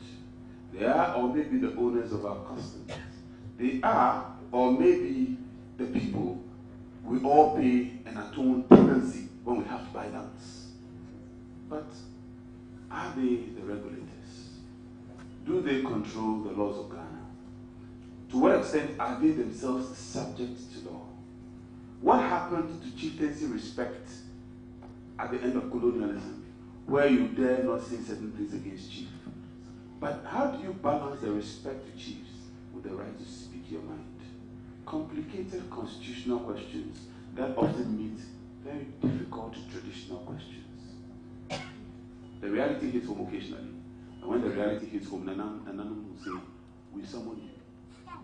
And then if you're a man, you say, I'm not going. And Nananum will say, leave my jurisdiction. And then you say, I am not going. You know, Nananums do not have police forces. Yet everybody walking around is a police for Nananum. And that's what the problem is. If democracy is about numbers, then controlling the narrative, and for that matter, votes, is critical. In other words, the reason why politicians in particular pay attention to what you say, they can ignore what you say. But if democracy is about numbers, if democracy is about counting of votes, then what people think matters. And if what people think matters, then what you say to what those people think also matters. And that is why the freedom of expression, that is why the freedom of the press becomes such a critical thing. Especially so in a democracy where the vast majority of people are illiterate. In a democracy where very few people understand the issues. In a democracy where the vast majority of people are listening to different people and thinking of what mind to make. Populism becomes the norm. And where populism becomes the norm, appealing to the largest number of people is all that matters. That means the marketplace of ideas principle that I earlier cited, which deals with the fact that the market is our ideas, or rather, the market is us, and the product are the ideas. Anybody should say anything, and we should not think, and then we select the best. It is no more a question of what is best, but it is a question of who can say what and get the vast majority of people believing them. Now, guess what? A lie consistently told and repeated for so long becomes something of a truth. And in a democracy, that is so true. You can be made to believe that you are taller than you actually are if your mirror lies to you. Or if you stand on something in front of your mirror and you cover that thing you're standing on, very soon you will calculate your own height at 7 feet. It is therefore imperative, especially in a country where populism is so powerful, that we not only watch what we say, but we are also mindful of how that impacts on the entire political system. Because what happens is that when you cannot control the quality of the media space, you try controlling the quantity of the media itself. And unfortunately, in our democratic scheme of doing things for some time, populism has held sway. It is the reason why somebody can threaten a journalist for what he says, be it a respectable political figure or a nobody, but a nobody who has influence and who has people following him, can threaten someone and third parties may perhaps carry it out. Somebody can tell someone to beat someone up and the person may be beaten up. And the reason the person may be beaten up is simply because somehow that person has so much influence. It is important that we are all mindful of what we say, because the age-old cliche is that rights always goes with responsibility. How responsible have our media space been? As we complain particularly at suppression of journalistic freedom, the question is, have existing regulations worked? Are they even justifiable? Is it justifiable that we even regulate what people say? There has been a law causing fear and alarm. Many people have wondered whether we need such a law. Anybody should be able to say whatever he wants to say.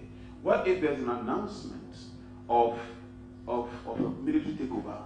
I mean, would that be a justifiable announcement because we are expressing our right to speech, even though we know such a thing hasn't happened? If that causes fear and alarm, should we have a law that justifies the trial and imprisonment of people in that respect?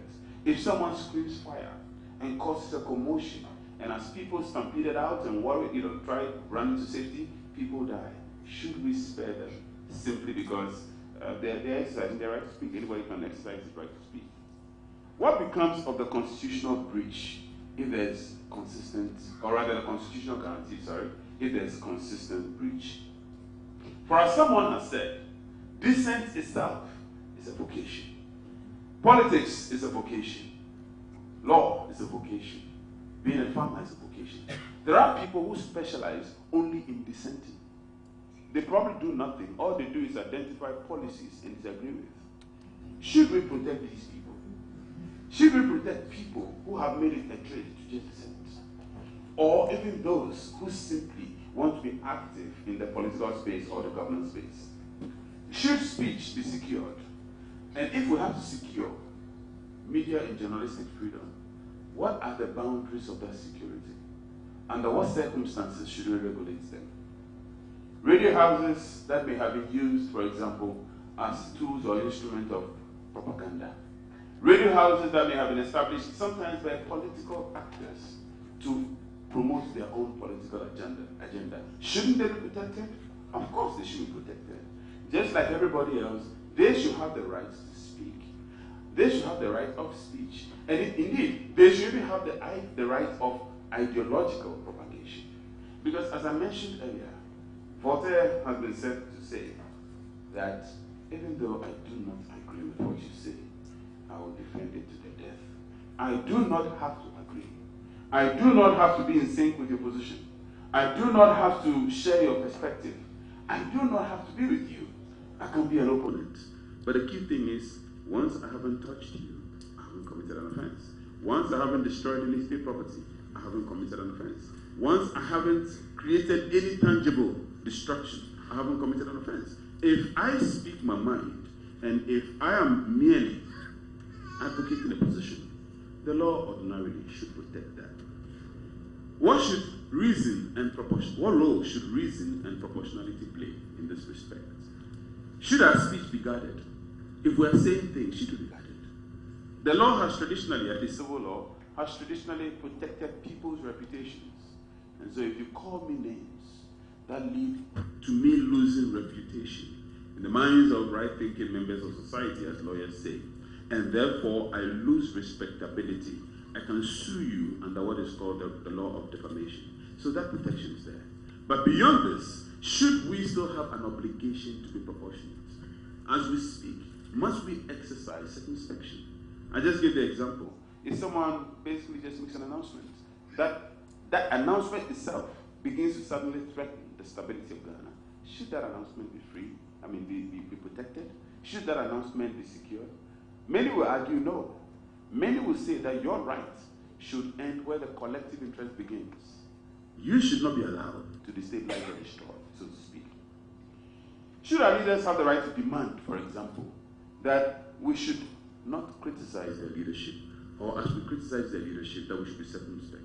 We should exercise a certain level of reason, a certain level of responsibility. Are there speeches that also endanger the state?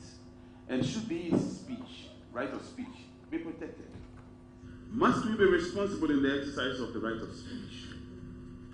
It's imperative for us to understand that if freedom of speech is the very essence of democracy, then fundamentally it has to be protected.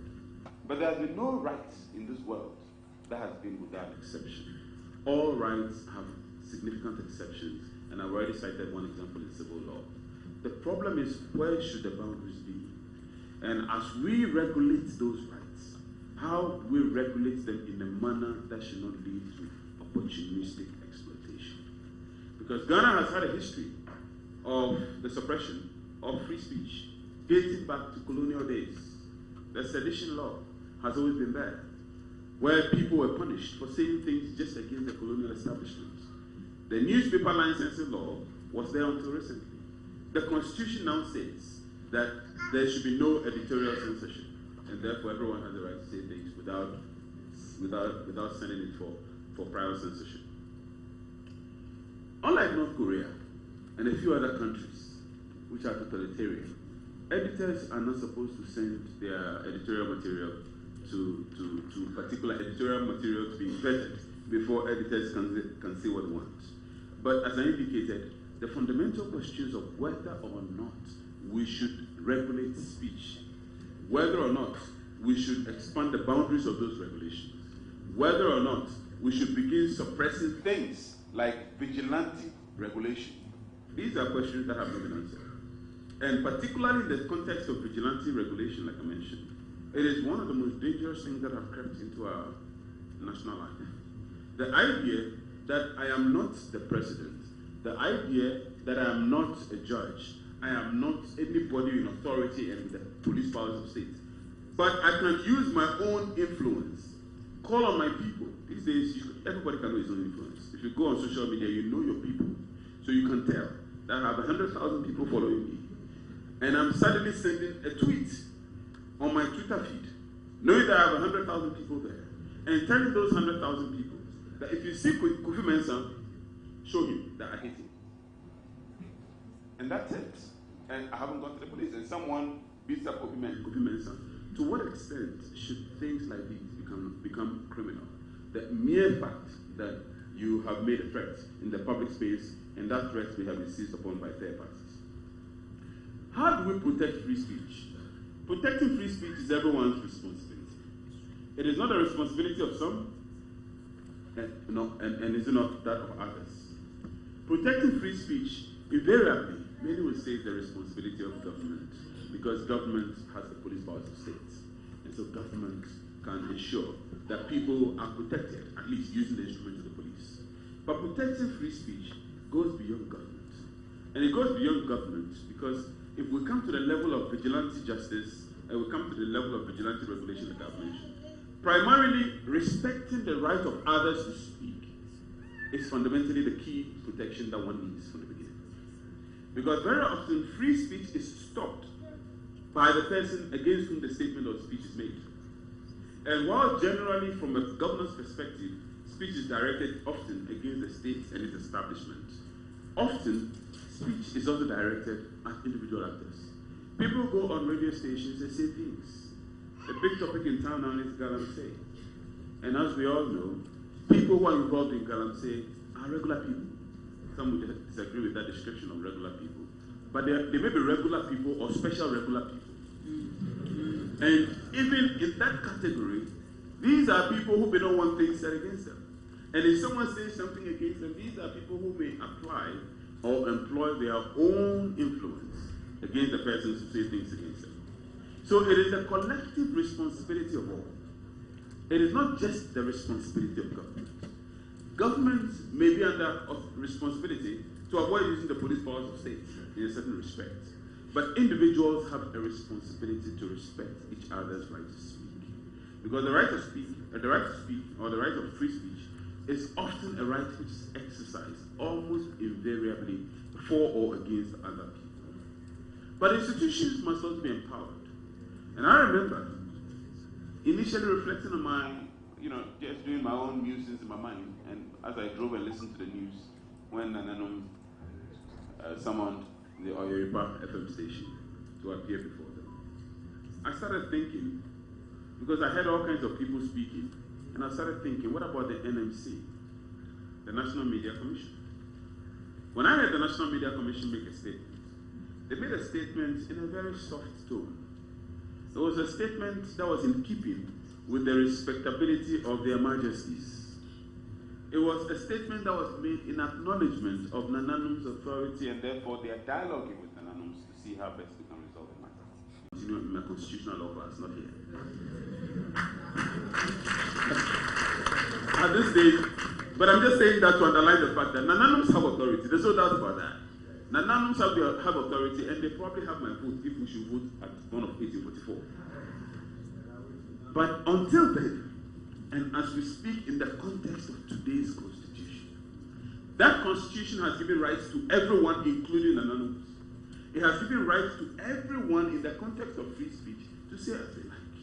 Unfortunately, some of those statements may be disrespectful. Now, don't be confused. Free speech is not the same as respectful speech. They are not the same. Free speech is not the same as dignified speech. Free speech is not the same as responsible speech. Free speech is not even the same as productive speech. Therefore, free speech can be irresponsible. Free speech can be non-productive. Free speech can be disrespectful. Free speech can be undignified. It is still free speech. So if someone says something against Nananum, I may find it customarily offensive. In my quiet reflection, I can say this person lacks courtesy. You don't speak to our chief like that. You have to show comportment. You have to show respect. You have to have compunction. You don't have to speak anyhow. I can disagree, but he has the right to say it. Nananums have the right to rebut, and Nananums can mobilize customary influence for that person to be looked down upon, not to be banished or bastardized. I have heard chiefs in Ghana say that X have said something. We don't want you in our jurisdiction again, leave. Since when did chiefs start deporting people? And since when did chiefs start exercising the power after independence to decide who is in their domain? For the same constitution grants in Article 21 that we all have the right of movement. That means that from Accra to Paga and from Aflao to Elugo, I have the right to move anywhere. You can't stop me. Yet, as I've told you already, if Nananums are respectable Nananums who are here, If any of them should declare that I should not come to their jurisdiction, even though I'm a constitutional law lecturer, I'll say, okay, I won't come. And I will truly probably respect it because they have vigilante police. And those vigilante police, and that's the contradiction I spoke about. There are contradictions in our governance system. There are things on paper, and there are realities. The things on paper says freedom of speech.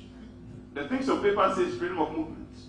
But if the chief, if His Majesty says, we have declared that don't come to this area, you go at your own risk. It is the reason why, since we're in Accra, we can use our Nime and Ame. Since when Nime and Ame declared that we are about to celebrate from the war, and the gods need peace, don't play drums, don't sing and dance. If I am your church and you start playing drums, I will leave. Because I can calculate that in 30 minutes, those drums and the choristers and the pastors may all leave that place not the same way they came.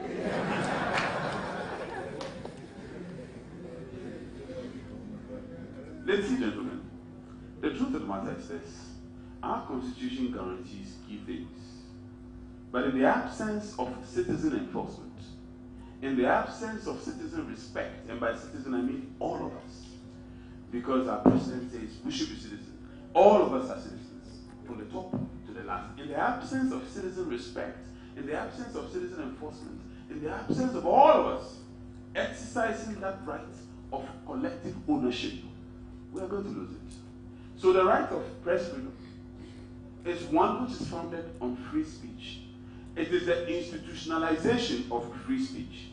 And so, as the chairman mentioned, grounded under Chapter 12 of the Constitution, free speech is grounded in Chapter 5. In Chapter 5, we were given the right to speak, and then in Chapter 12, in Article 21, we were given the right of free speech, and then in Chapter 12, that right was concretized, was institutionalized through the establishment of entities called press houses, called media houses, whatever name you give them. We are given that mechanism to express it to a wider audience. So I can exercise my free speech one-on-one, I can exercise my free speech by standing in front of you, but I can reach a wider audience when you stand on the platform of a media house. Therefore, the right of free speech is concretized and continued under Chapter 12. That right, I have raised key questions that I do not even have the answers to. How do we regulate free speech in a manner that do not destroy the rights? The rights have been given, but very often the regulation is abused. How do we regulate it? Can we stay without regulating it? Many will say that would be a bad idea too, because it can be abused. The truth of the matter is that even though I would defend you to say what you have to say, even though I disagree with it, you can say what you have to say in a manner that can get all of us engulfed. Rwanda became Rwanda, not the Rwanda of now, but Rwanda of old. Rwanda of now is a business country, but the Rwanda of old was a genocidal country. Rwanda became Rwanda because of free speech. People were not called people. People were called cockroaches. They were objectified. They were animalized. That is the reason why their killing became easy. Throughout history, when people are about to be killed in their numbers, the starting point is a label. They put a label on you. Once they give you a label, they dehumanize you. And once they dehumanize you, the one killing you doesn't see you as a human. He sees you as a subhuman, if you're lucky. If you're not lucky, he sees you as an animal. It makes it easier for them to kill you. Therefore, free speech is the biggest product of democracy, but it could also be the biggest danger of democracy.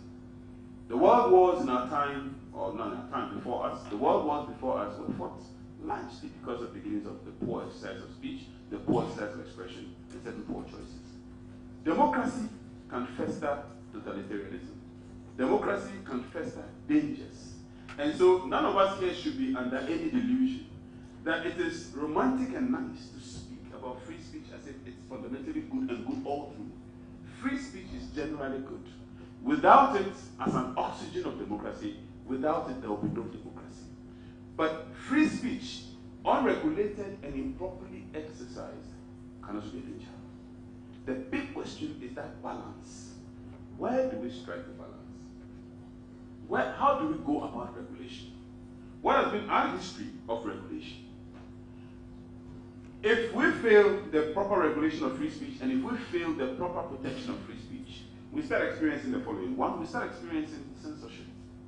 The censorship may not be legally regulated, but the censorship may become self-censorship.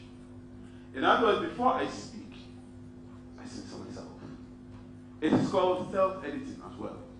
And so editors go into their closets and perhaps stand in front of the mirror and start reading the very thing you're about to say publicly and ask, will I get into trouble for saying this? And then they start removing this one. Or this particular one, the language is dangerous, then they change it. They start doing self-censorship. Self-censorship is not bad if it will lead to the removal of bad things or dangerous things. But self-censorship is bad if the biggest consideration is whether someone hearing it will be happy or otherwise. The second thing that may happen if we do not regulate speech properly and if we do not strike the balance properly is that we'll have the growth of vigilante pressure. The vigilante pressure worries me deeply because it's actually the norm now. You know, these days people basically use their own influence to silence other people. And so, as I indicated, and I have to say with the greatest respect to Nanano, whom, as I indicated, have my full vote, if we should go back to 1844, is the customary vigilantism, where chiefs essentially decide to police their space by deciding who can conveniently stay within their space. And who can conveniently stay within their space are people who have to say things they want to hear. The truth of the matter is, chiefs have not been used to criticism. Let's be clear. Chiefs and chieftaincy is not an institution that is based on criticism. And sometimes we are unfair to our chiefs, I have to say. Because as we prepare, or let me say, as the world prepares to say goodbye to Her Majesty, finally on Monday, you would have noticed very carefully, I haven't seen a single criticism of Her Majesty. Certainly not in the mainstream media. And I'm talking about media that claims to be very critical about things. I'm talking about the CNNs of the world and the BBCs. I have listened extensively and they are all praiseworthy. Everything is full of praise, fantastic things, and the choice of language, they are in keeping. They are monarchical about majestic things. So I'm sure before you go there, you check whether you have proper language, your proper diction. Your diction must befit a queen who has been queen for 70 years. We're not going to allow you to be reckless about things.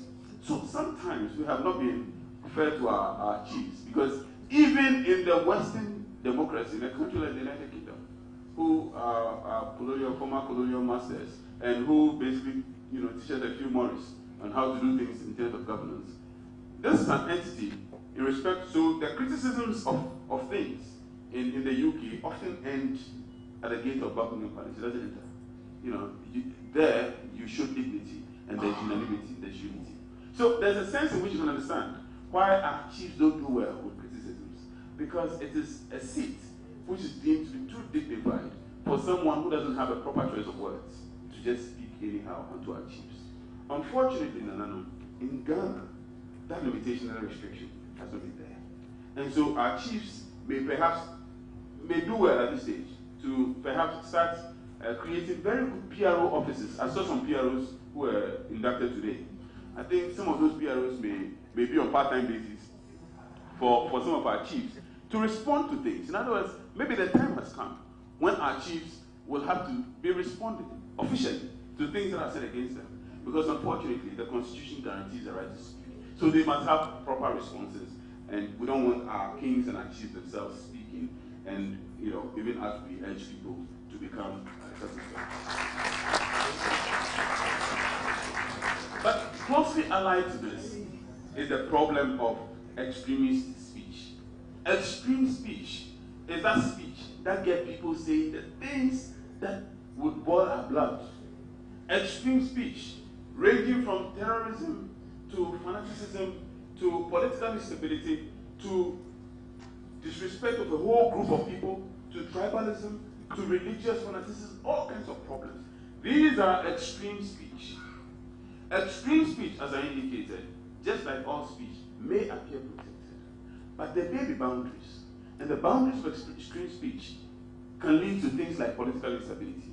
The boundaries of extreme speech can lead to things like religious wars, can lead to things like tribal wars between people. These may be the areas that perhaps we may have to look at the possibility of regulation. The question is again, do we have the regulations already? If we do have the regulations, are they biting? And if they are not biting, how do we make them bite? But how do we make them bite without necessarily destroying the right to speech? For the problem of regulating speech lies in one fundamental weakness, and that weakness is what is called the chilling effect of regulation. Chilling effect has to do with when one entity is penalized or punished, and it creates chills in the blood and on the bodies of the other entities who are looking on and wondering whether we should be careful. The chilling effect is a strategy that is used in virtually every country by strong political regimes to ensure that people are careful how they go about things. It is the chilling effect that has to be looked at when it comes to the question of regulation. So there may be the need for regulation, but perhaps we have to look at the circumstances under which the chilling effect can have dangerous effects on our overall political establishment.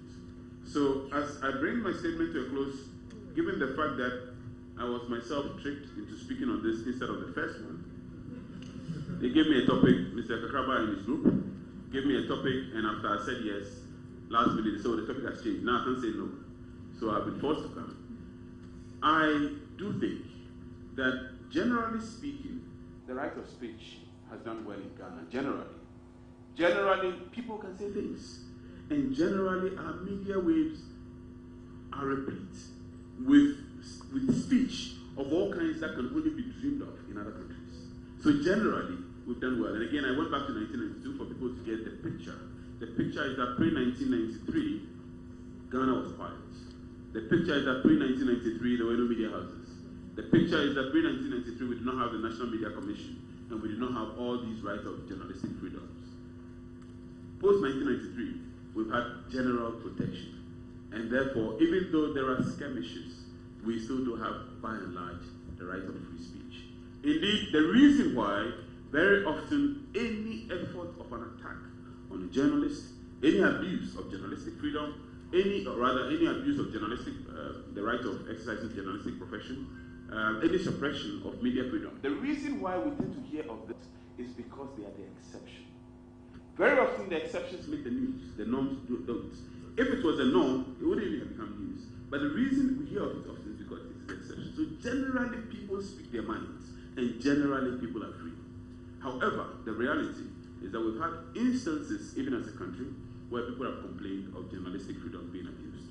Either abused from the political class, or abused from vigilante perspectives, or simply abused by the use of other influences, and people have been deprived of the platform and the opportunities to air their views.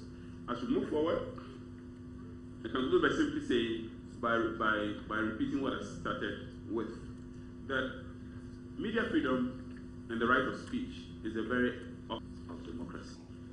The first product and the first form of democracy are the right of speech. In ancient Athens, when people gathered at the public square to say things, everybody was a governor.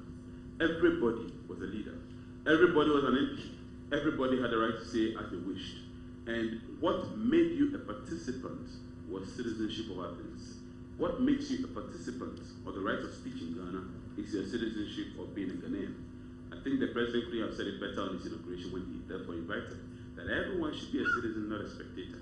What makes you a citizen is your participation, and that participation is exemplified in your right to speak your mind, in your right to contribute, in your right to engage, and your right to participate. I do hope that we can solve the nagging questions that I cannot solve standing behind this podium, which has to do with striking that fine balance between the right to exercise your free speech and the right of the realm to regulate within reason and proportionality. Thank you.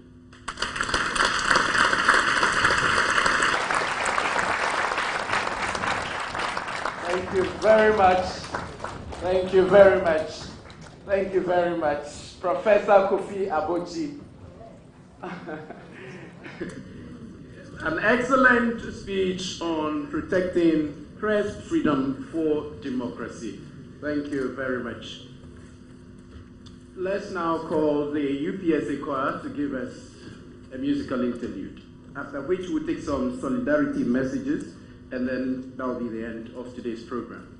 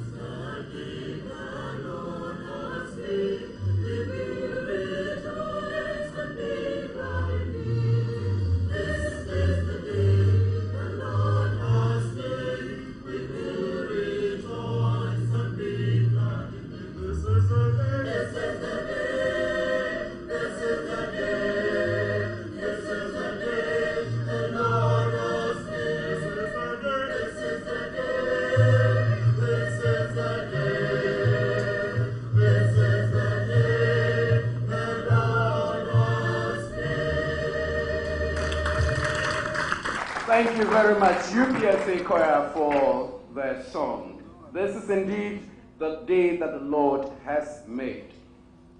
Let's now take some solidarity messages. We'll start with the president of the Ghana Journalists Association, because it's about press freedom. Let's welcome Mr. Albert Kwabena Jumpo. 2 minutes each.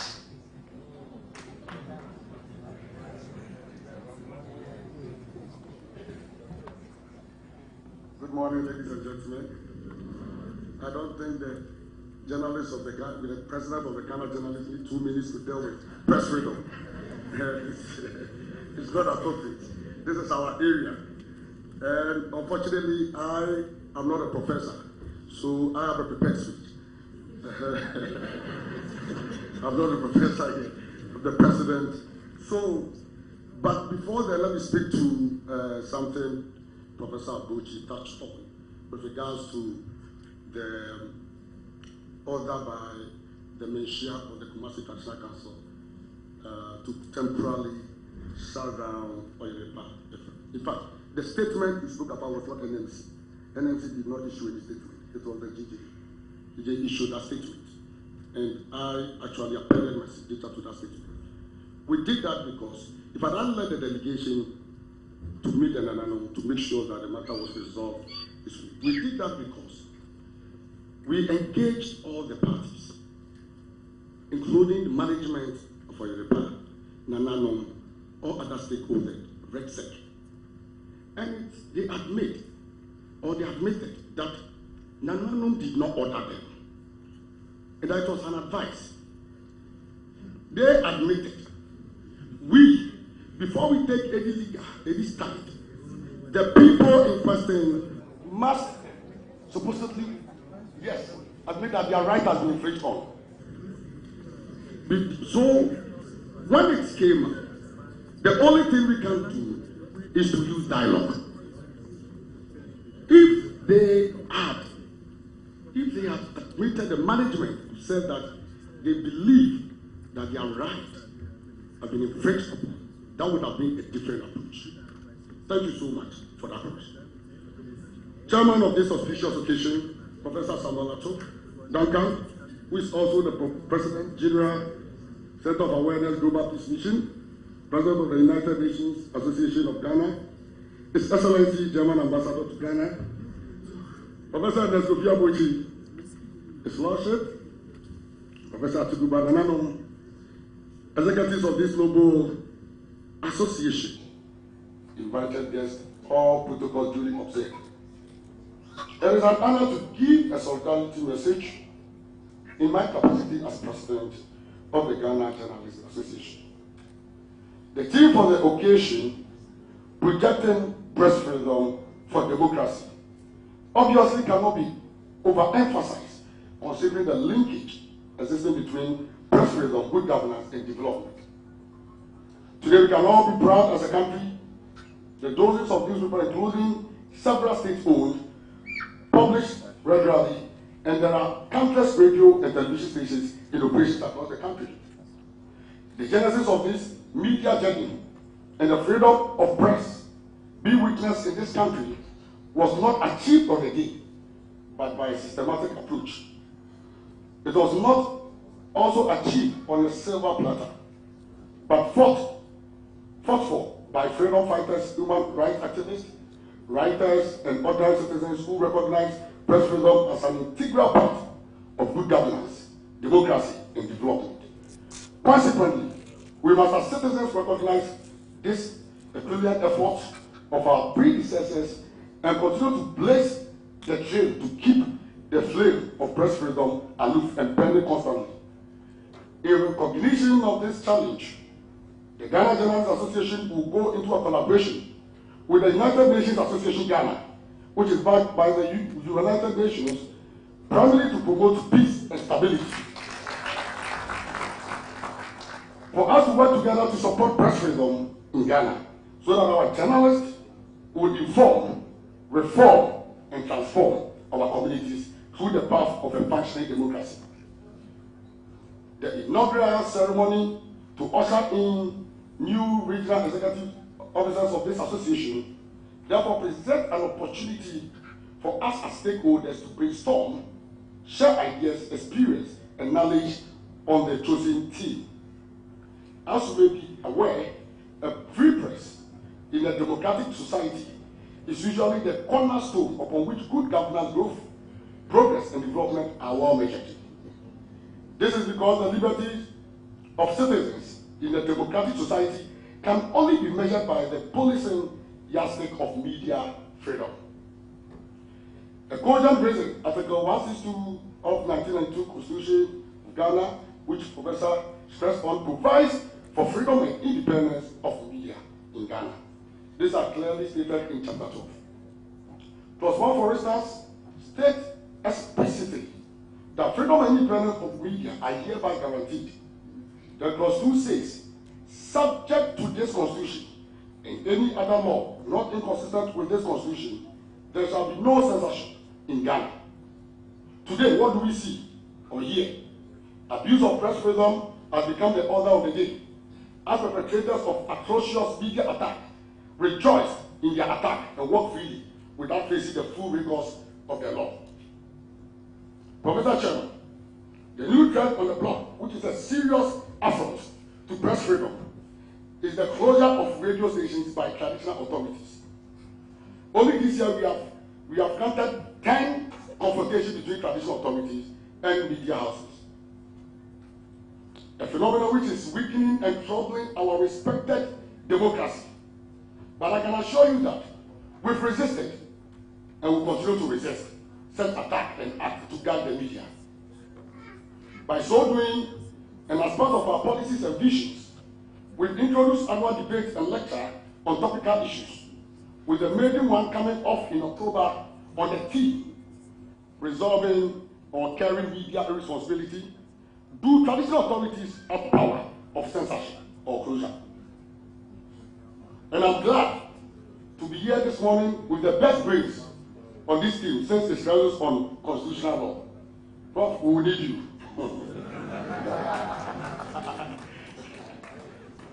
Another step taken to curb this menace is the setting up of the Journalist Support Fund, GSF. This will help offer legal services to journalists whose rights will be violated in the course of their work. Therefore, the era when journalists were beaten up and armed while the culprits went free due to the unwillingness of the police to act due to political interference is gone for good.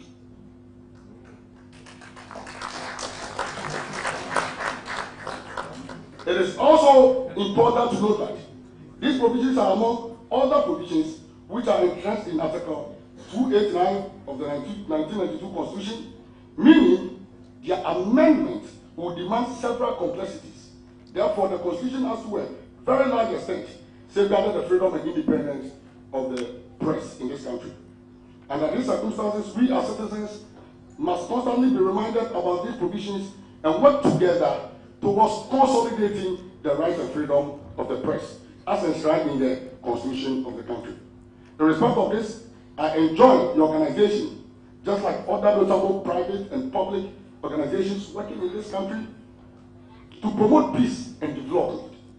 We must all make conscious effort of promoting the welfare and freedom of the press as we are doing today. In this regard, I heard the President and Executive of the United Nations Association of Ghana to join forces once again with the GDA to fight and curb this threat. We must all be reminded that the rights and freedom of citizens as guaranteed in our Constitution can only be protected by a vibrant media landscape. In line with this, I want to state unequivocally that there cannot be a functioning multi-party democracy anywhere in the world without a true media landscape established as we justify the policing role in monitoring the performance of the three arms of government, that is executive, legislature, and judiciary. All organizations and quasi-institutions under these arms of government, no matter how big, small, or full they may appear, must necessarily be subjected to checks and balances to guarantee effectiveness and efficiency in performance. While we work extra hard to uphold our freedom as citizens and as media practitioners, we must to stay within the remits of the law. It is a collective responsibility of all Ghanaian citizens to continue to do something to safeguard the peace and stability of our country. I'm therefore making a clear call on all unstrained, unrestricted, and unguided social media users who are blindly breaking, firing, blazing with circulation of fake, false, and alarming news, as well as nudities without circumspection, ostensibly to trend, whilst stampeding ethics and code of conduct, as great journalists and professionals would often do, as required by law and standard practice, to stop for the sake of our country's image, values, security, and democracy. I'm pointing out these obstructions to media freedom so that Ghanaians will realize that the threat to our yawning democracy today is no longer traditional media as previously aired by many, but by the new media largely being used by miscreants who only afford gadgets and their fingers and just hide behind their machines as instruments of distraction to cause damage to people's reputations, security institutions, functioning systems, cultural values, and our revered traditions and heritage preserved for years among others. Mr. Chairman, together as citizens, we must endeavor to expose such dangerous characters, faceless elements, hiding behind social media to foment troubles in our country, to security operatives for them to face the full rigors of the law.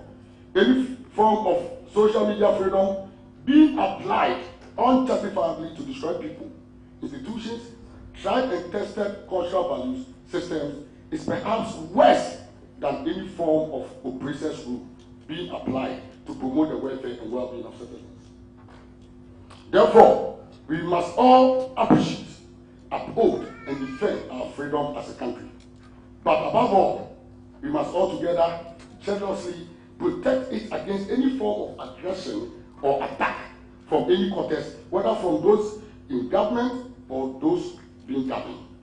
As the GDA president, I can assure all gathered here today that the GDA will go every length to fight for the independence and freedom of the media by safeguarding the safety and security of media practitioners, since it is in line with our constitutional mandate to protect the welfare of journalists in this country. Thank you. May God make you blessed.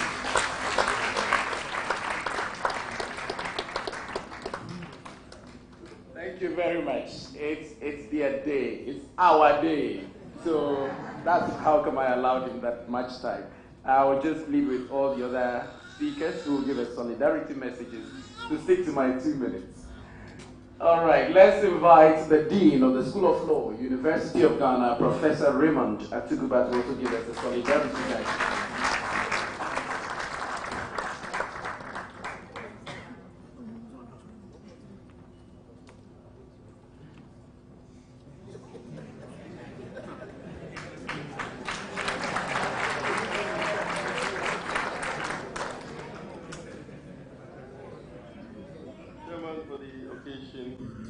Keynote speaker, my brother,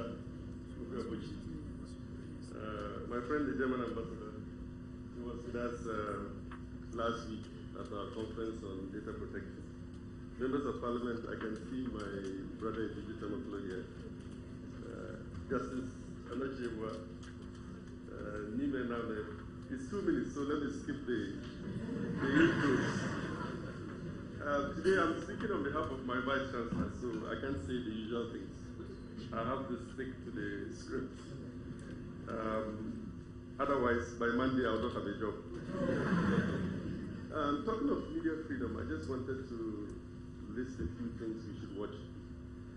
I think that the media should start concentrating on violent extremism, especially as issues from Burkina Faso are becoming more pertinent. In the last 17 years, over 2,000 people killed, 1.7 million people displaced. And of this number, of the people killed, 10% were killed between January and June this year. So it means that it's becoming worse. And if you look at our flashpoints at Boku and Paga, they can easily become fodder for instability. The second thing I think we should be worried about and to talk about both as media and the UN is this issue of coup d'etats. I got into trouble the last time I talked about coups. Since 1960, there have been 200 coup d'etats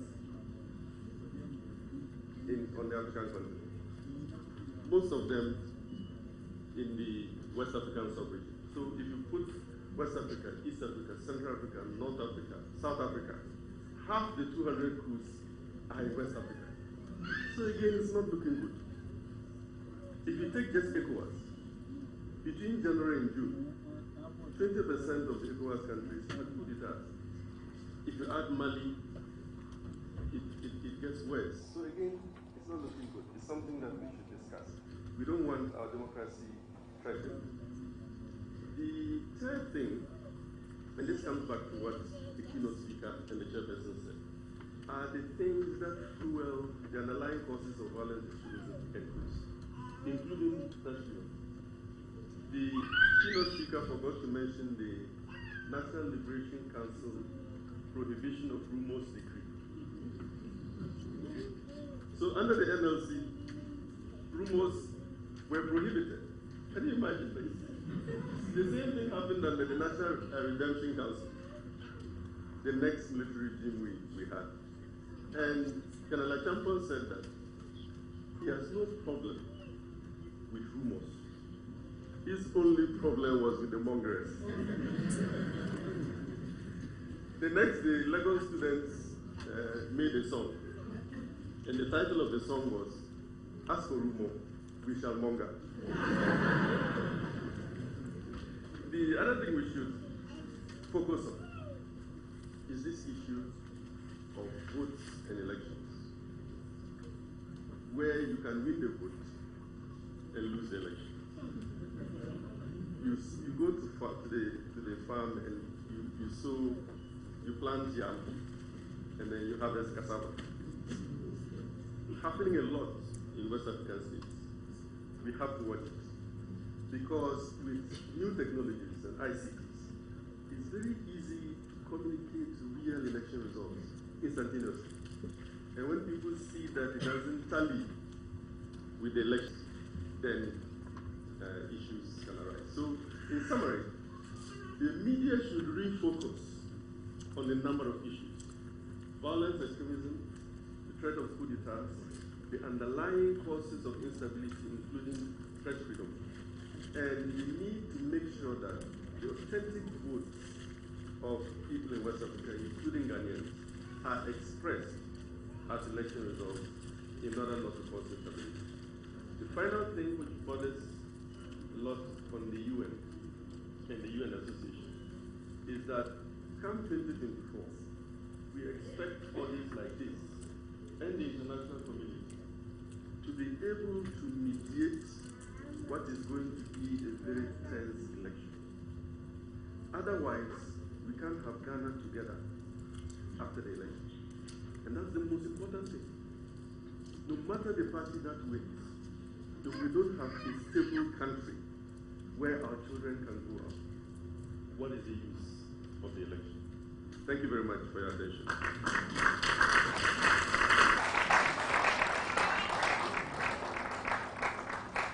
Thank you very much, Professor Raymond Atuguba, the Dean of the School of Law, University of Ghana.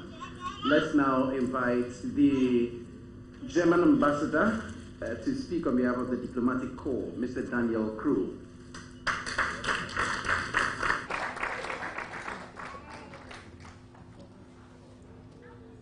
Good morning. Just to clarify, I'm here in my capacity as German ambassador. I don't have any mandate to speak on behalf of the diplomatic corps. I'm delighted to be here. I came for a different subject, but this subject, of course, is at least as relevant as the one I came for. And of course, as Prof. you just pointed to the link between the question of development in neighboring countries. So I'm delighted to be here, and I'm impressed by the intensity of the debate. And I think this is what makes Ghana strong. And I'm only here since 1 year. So I read about Ghana before a lot, but it is with a certain, how do I phrase that? I know that people coming up to me that things are not going as they used to go. And, of course, there's the freedom of press for journalists. But what I'm more and more worried about, and more people are telling me about, very focused threats to not people only in the media, but also in academia, and also in the private sector. And I think this is something we all should be worried about, because as you pointed out, the link between freedom of speech, freedom of the press, and good governance and development are so close. And as you may know, Germany is a strong supporter in the field of development cooperation. We have a strong pillar in cooperating in the field of good governance, so this is very, very close to our heart. Thank you very much, and keep on with this important debate. Thank you very much. Thank you very much. Let's now invite to speak on behalf of the traditional leaders a chief from Mankesim, Osajifo Amanfo Edu the Sixth, to also give a solidarity message.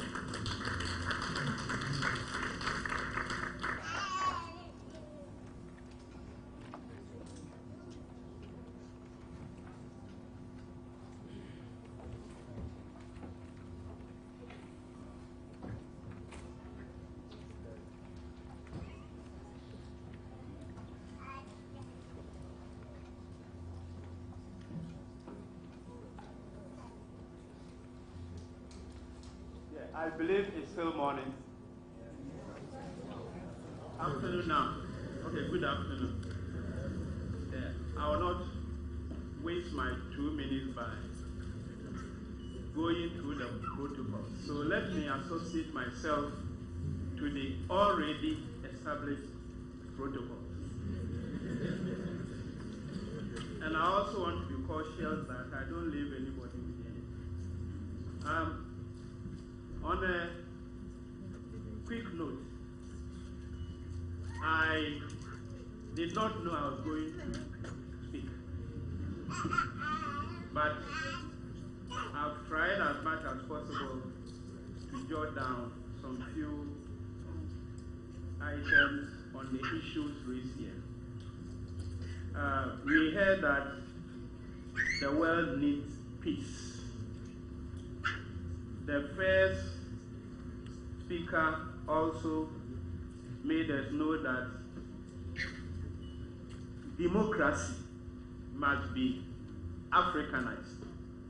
Africanization of democracy is something that touched my heart, and I think our professors and politicians here should look at that statement critically, because looking at the way we are doing things, we are practicing democracy in Africa.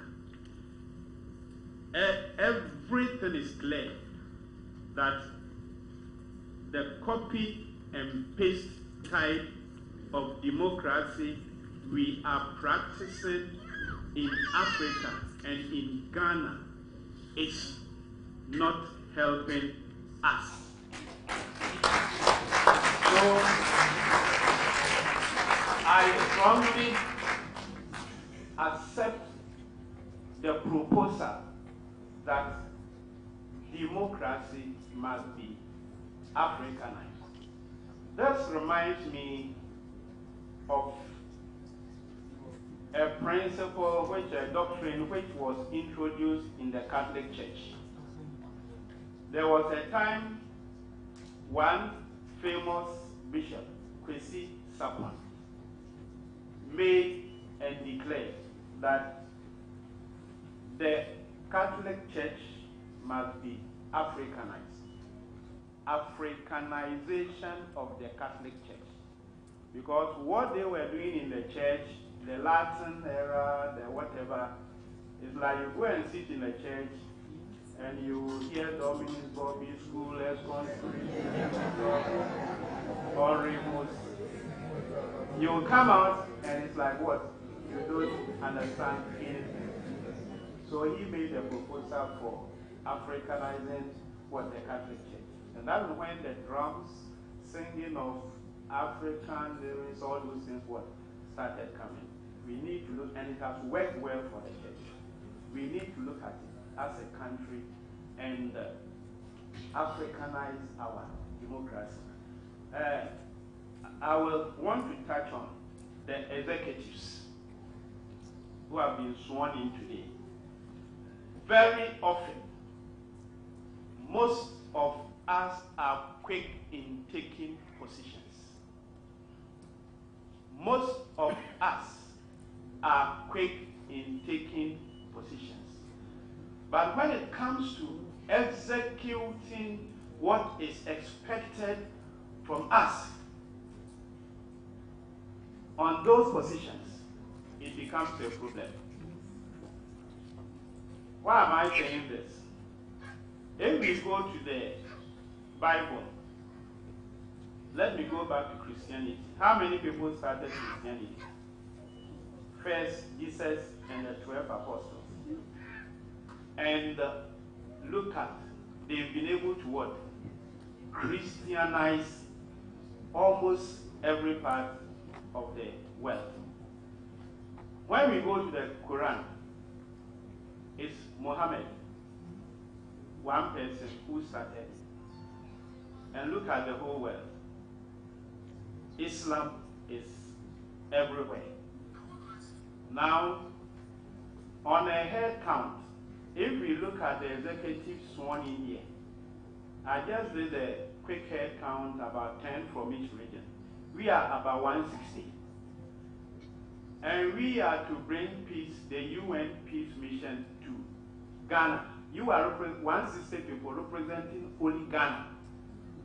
You understand it? So the work must be easy. If only you...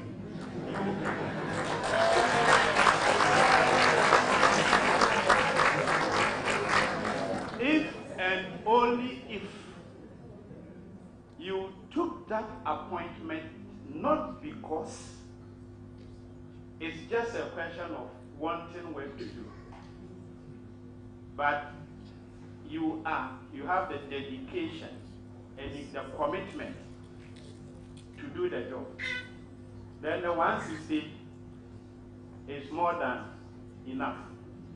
But if we have others who think it's just for no curfew, and that is why you are here, then you are going to make the work difficult. I believe, looking at your faces, fine ladies, fine gentlemen with commitment, I hope your mission will be achieved. Thank you.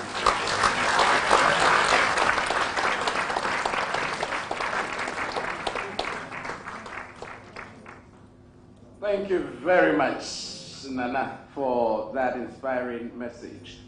On behalf of political parties, we have a member of the National Democratic Congress. He is in the legal team and is in the person of lawyer Kojo Eduji Tamaklo to say something.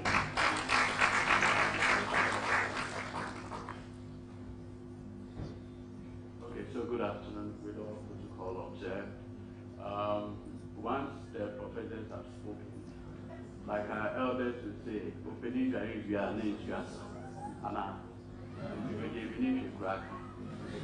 But because it's a youth, more or less, oriented program, I just want to draw our attention to certain critical issues. One, the issues bordering on volunteering. We need to make ourselves available, offer our services. You know, when you apply to some of the notable universities outside, of all your academic pursuits, one of the things they look for is what you have offered your community. So when you put on your CV, I've been part of a youth group on environment, I've been part of a youth group to help in the fight against Galamsey, to fight against ABCD, and someone goes with another CV without, but he has all the educational everything.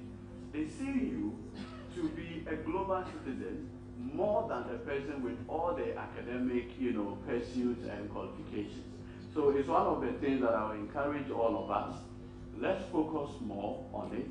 Like Nana said, Christ needed only 12 disciples to evangelize the whole world. And the numbers that I've seen today, we are more than 12. So you can imagine the impact if we are really committed. I want to use this opportunity to also bring the issue. As young people, we have more will, we have more strength, we are free-spirited, and that energy should be harnessed. How old was Christ before he left the earth? What was the nature of his impact? Huge. What was the age of Alexander the Great? Exactly. How old are we here? So we have everything that it takes to change this world and make it a better place. Can you imagine the world without the United Nations. Just imagine for a minute, the world without the United Nations. And that is what you are associated with. And let that be a badge of honor. Today are the issues of climate change. I want to believe that we'll associate with that conversation and make sure that we'll do what is required to ensure that we get the best things done. When I came and they mentioned His Lordship Justice Anoche Jima, I told the Ghana Journalists Association President that this is a judge that when I have nothing doing, I'll just go and sit in his court and learn. Once a teacher is taking the lecturing job back to the bench, and so he has such an excellent judicial temperament. He will never shout on lawyers, and so usually I'll just go sit quietly, and in fact I've never seen me in his court. I'll sit among the gallery and then observe his proceedings. He will never shout on a lawyer. He will listen to you, and it is admirable, sir. And as for the two professors, their delivery alone is enough. And like professors, if you give them the opportunity, they will just learn everything. And the president, yes, the president, once we're there, we say, Professor Bochi should have come with a script. That would have limited the presentation. Should have come with a script. It would have limited the presentation. And then the president of this group, he said he had been doing this for the past 31 years. 31 years. Do you know what that means? Patience and learning. It is not sudden. If the rise is too sudden, it becomes problematic because there's no opportunity to learn, and to learn. I think it presents a very good example for us. And then the chair for today said, Professor, you are doing so well for Mother Ghana. I didn't know so much about you until a friend in Israel called. He said, can't you help me? I need to buy Mr. Me, I didn't know. Then he said, this is what is sustaining me on earth. Say, God bless you. Thank you.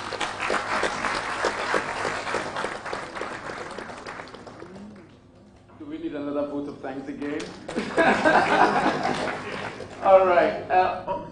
On behalf of the security agencies, let's invite the representative of the Central Regional Police Commander. She is a district police commander herself for Mankasim. She's in the person of Chief Superintendent Ms. Victoria Yabua.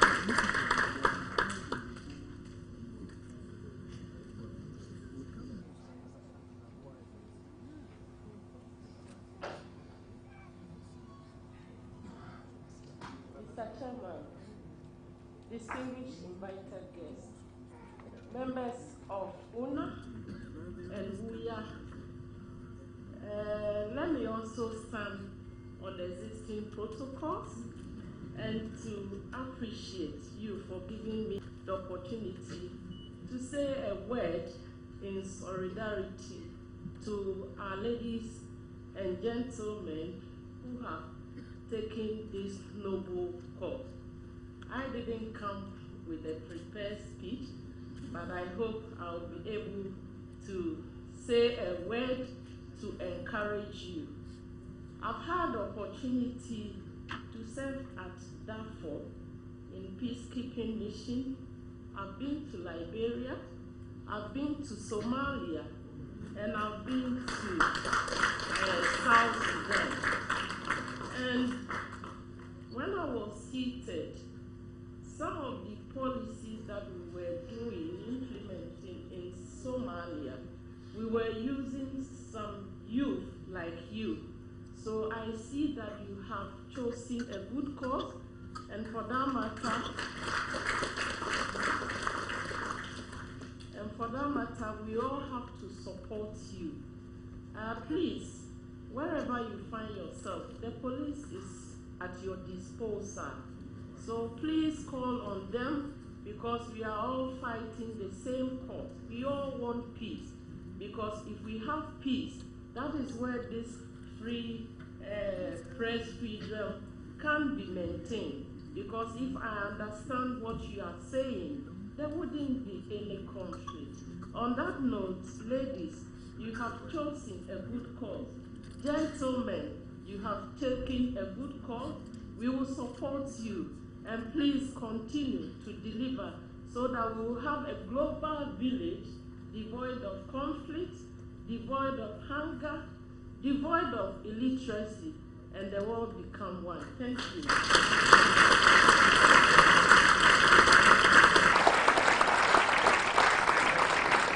Thank you very much. The District Commander of Mangisim, and she's in the person of Chief Superintendent Ms. Victoria Yamwa. Now, the head of the United Nations Association Commission on Women and Children's Affairs, Ms. Jemima Adupo, will also take her turn as the second to last.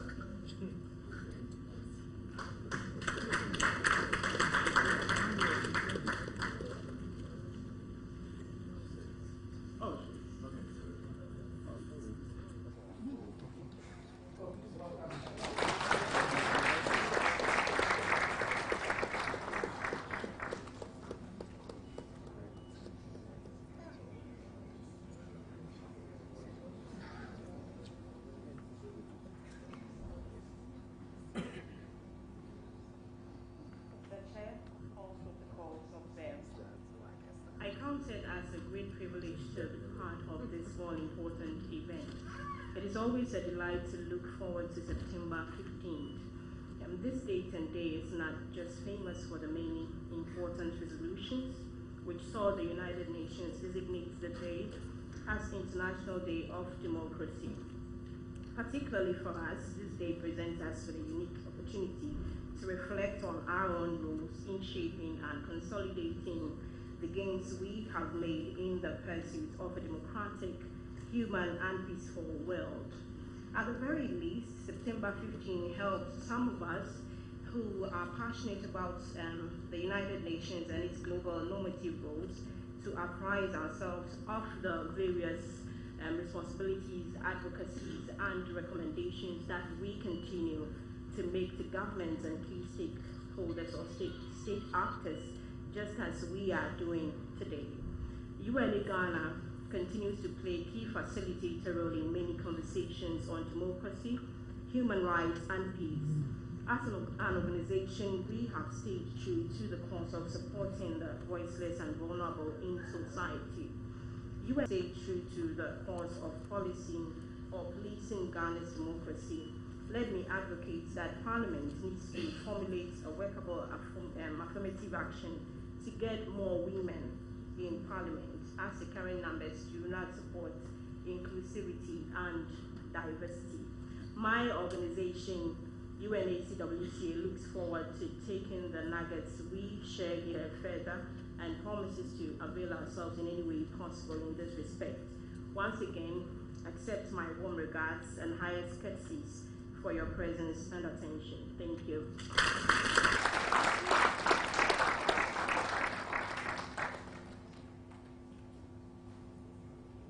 And finally, Mr. George Hobson. He works with UN Human Rights Agency in the Volta Region. Mr. George Hobson.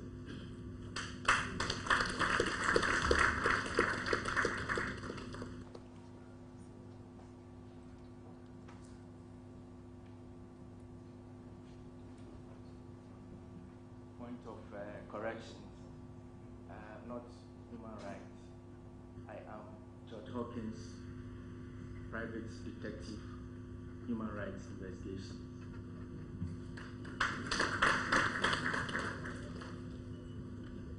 Visitor, all protocol observed. Permit me to use our slogan. UNAC. UNAC. I can't see you. UNAC. Thank you.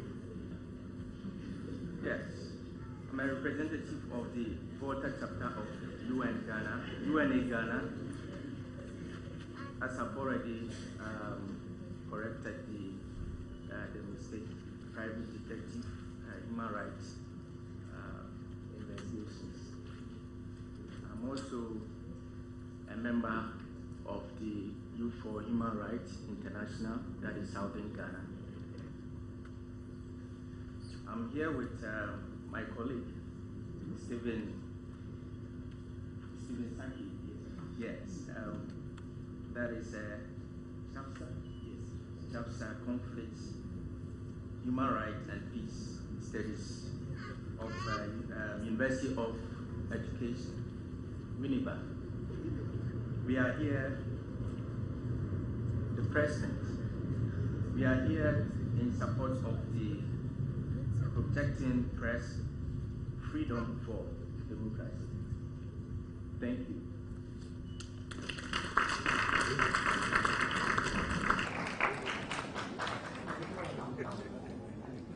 The briefest. Thank you very much. Yes, solidarity is about just showing support, right? Yes. Okay, now let's invite the chairman for today's occasion to give us his closing remarks. Professor Samuel Atudankan, welcome.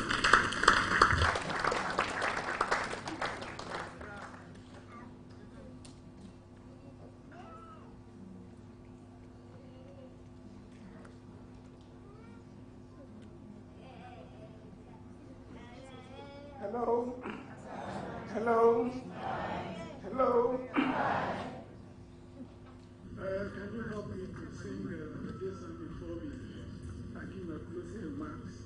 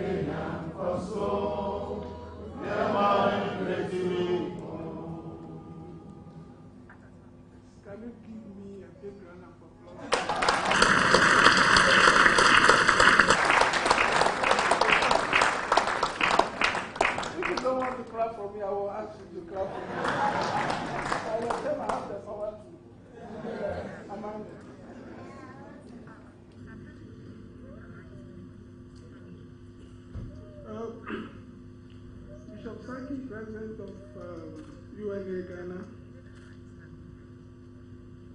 Mr. Kofi Abochi, that's Professor Kofi Abochi,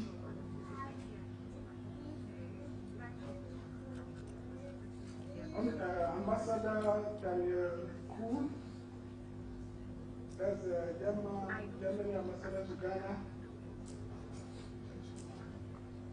Justice Kwesi Anochi Juma, High Court Judge, who represented the Chief Justice, His Lordship. I remember this name very well, Yatukuba. The DJ President, Samuel Four,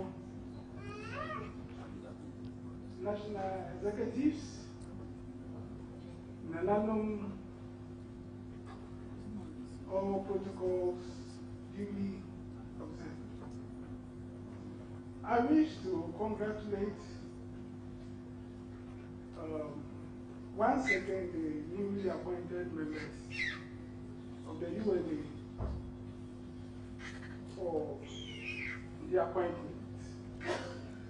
So I'm congratulating you I'm also happy that all these prominent personalities have made themselves available to make this ceremony a success. I wish to task all the new appointees to be strong and do their best to make sure to achieve this noble objective of the UNA. Actually, I'm also an ambassador of peace. So I'm very passionate about peace. When it comes to peace, it takes my whole life, it takes everything about me. The president of UNA spoke about the desire to mobilize 1 million UN activities. He spoke also about the freedom of the press. He advised the press to be circumspect in their reportage. After that, all the regional and other executive members of the UNA were inaugurated. I still go to this, my friend, Professor Abochi, who spoke about the press freedom, and he did justice to the topic. Even though, according to my best friend, he said if he had, as we had a free lecture, so we should have paid something to Professor Abochi for the good work that he did. Actually, he gave us what is press freedom. And you see, he wanted to be, that is why he wants to be, he wanted and still wants to be the United Nations General Secretary. And Rob, this Jew will become a relative in time. You are really a good asset for peace. The DJ president also spoke about closure of 10 radio stations and tried to press freedom. He called on UNA Ghana to collaborate to fight to save the press freedom in Ghana. And he made a clear call to the press to protect their image. Other speakers also spoke about peace. Ladies and gentlemen, I think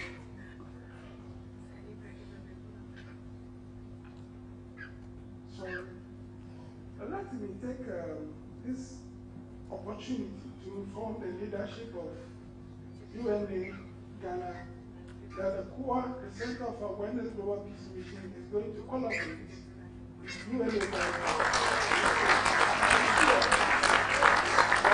peace in Ghana. To me, peace is broader than what we think.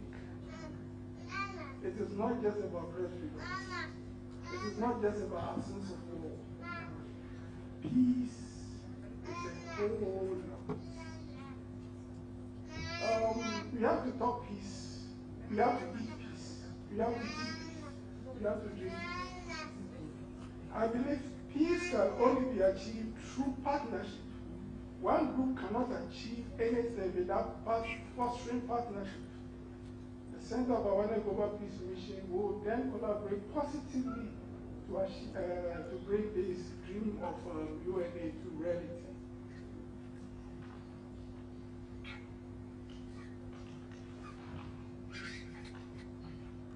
My final word.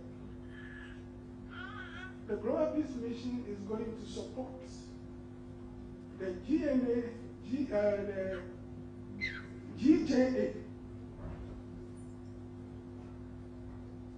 in terms of finance and training to help build democracy in Ghana. And we're going to do this in partnership. We're going to train them. We're going to train journalists to do a proper, give us a proper report. They should not come. No, it's a press freedom. You have a freedom, but it's not everything that you can. But there are certain times one word or one statement can turn the whole country upside down. And because of that, we're going to give that training, make sure that we give you training. And we're going to devote about 2 million Ghana cedis from those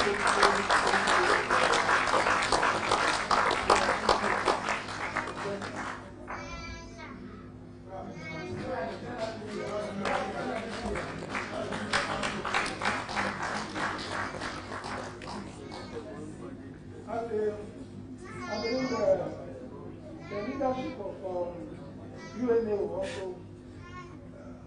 we're going to decide on MOU and see how we can collaborate to make sure that. On that note, thank you all for helping me to chair this all-important function. Thank you very much.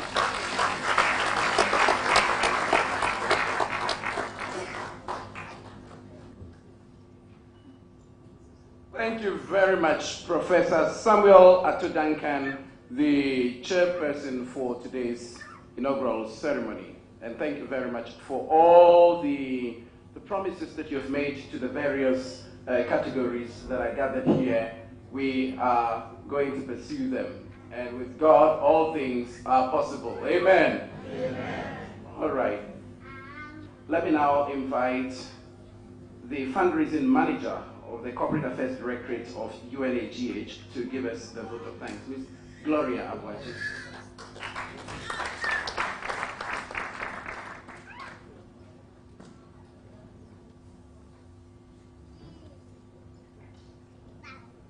Thank you, Conrad. I am honored to be given this unique opportunity to give the vote of thanks at this occasion. Mr. Chairman, keynote speaker, and other distinguished guests, please permit me to thank the Almighty God for making this day possible. I also wish to thank our chairman, keynote speaker, diplomats, chiefs, and other special guests present. I wish to thank our national executives, corporate affairs directorates, and our regional executives. Let me say a big thank you to the leadership of Parliament, notably the Development Office of Parliament and Honorable Francis Degiasusu for facilitating the use of this venue, DF Annan Auditorium. Thank you to our volunteers for this program. Thank you all for making time to be here today. Merci beaucoup. Après, mesdames.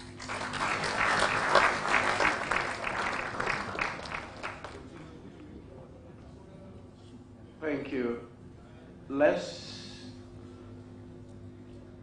We'll take some announcements and then we will take the closing prayer by the Reverend Dr. Christopher Kweju.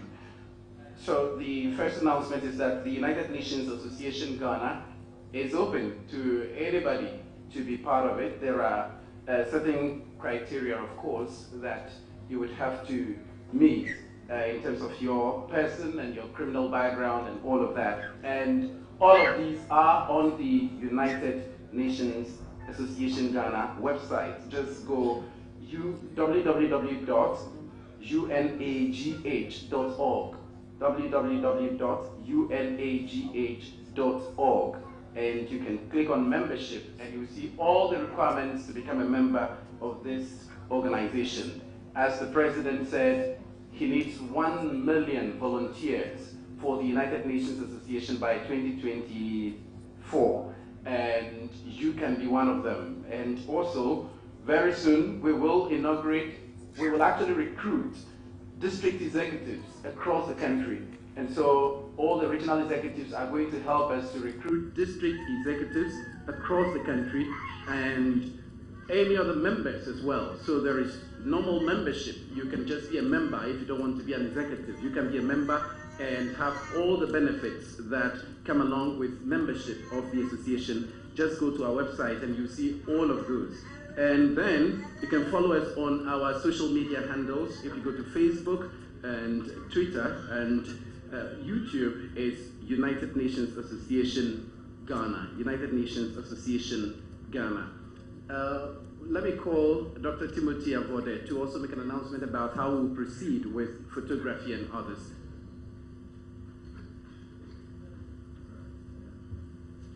Thank you very much. We are truly grateful for your presence here. We are somehow overwhelmed with the numbers. We knew the capacity we had for this auditorium, so we asked that those we are inviting should come strictly by invitation. But we are grateful. It tells us how you take our association seriously and you want to partner us. In so doing, we would be moving out from the auditorium this week. So the high table, the ushers would usher them out first, whilst we would all be seated. Then the national executives would then follow. Then the corporate affairs outfit would also follow. All other executives will remain seated. Our invited guests, you would also, our special guests who came to support us, would also remain seated whilst we usher the chiefs and the other executives out. When we are done with that, we will come back and take you out. We want to arrange the settings for the photo shooting, so you kindly remain seated for us. Thank you.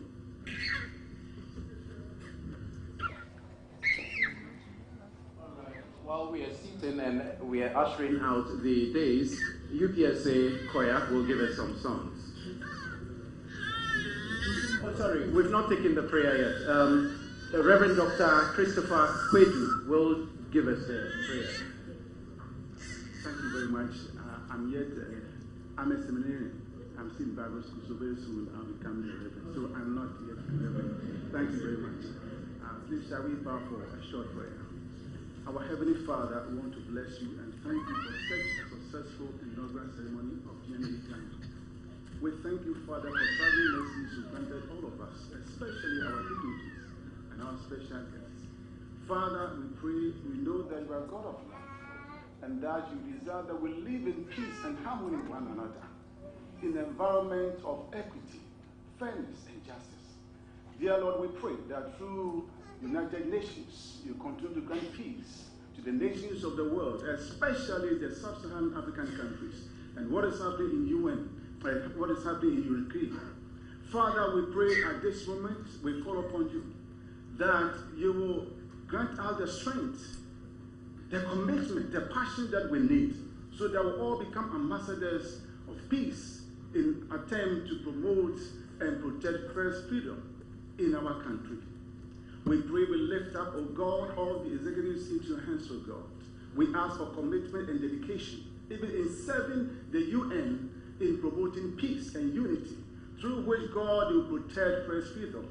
We also pray that in our attempts, in our quest, oh God, to express our opinions, we are asking that Lord will do so within the remit of the laws, so that at the end of the day, we all live in peace and unity. Father, as we are living here, we commit each and every one into your hands, O Lord.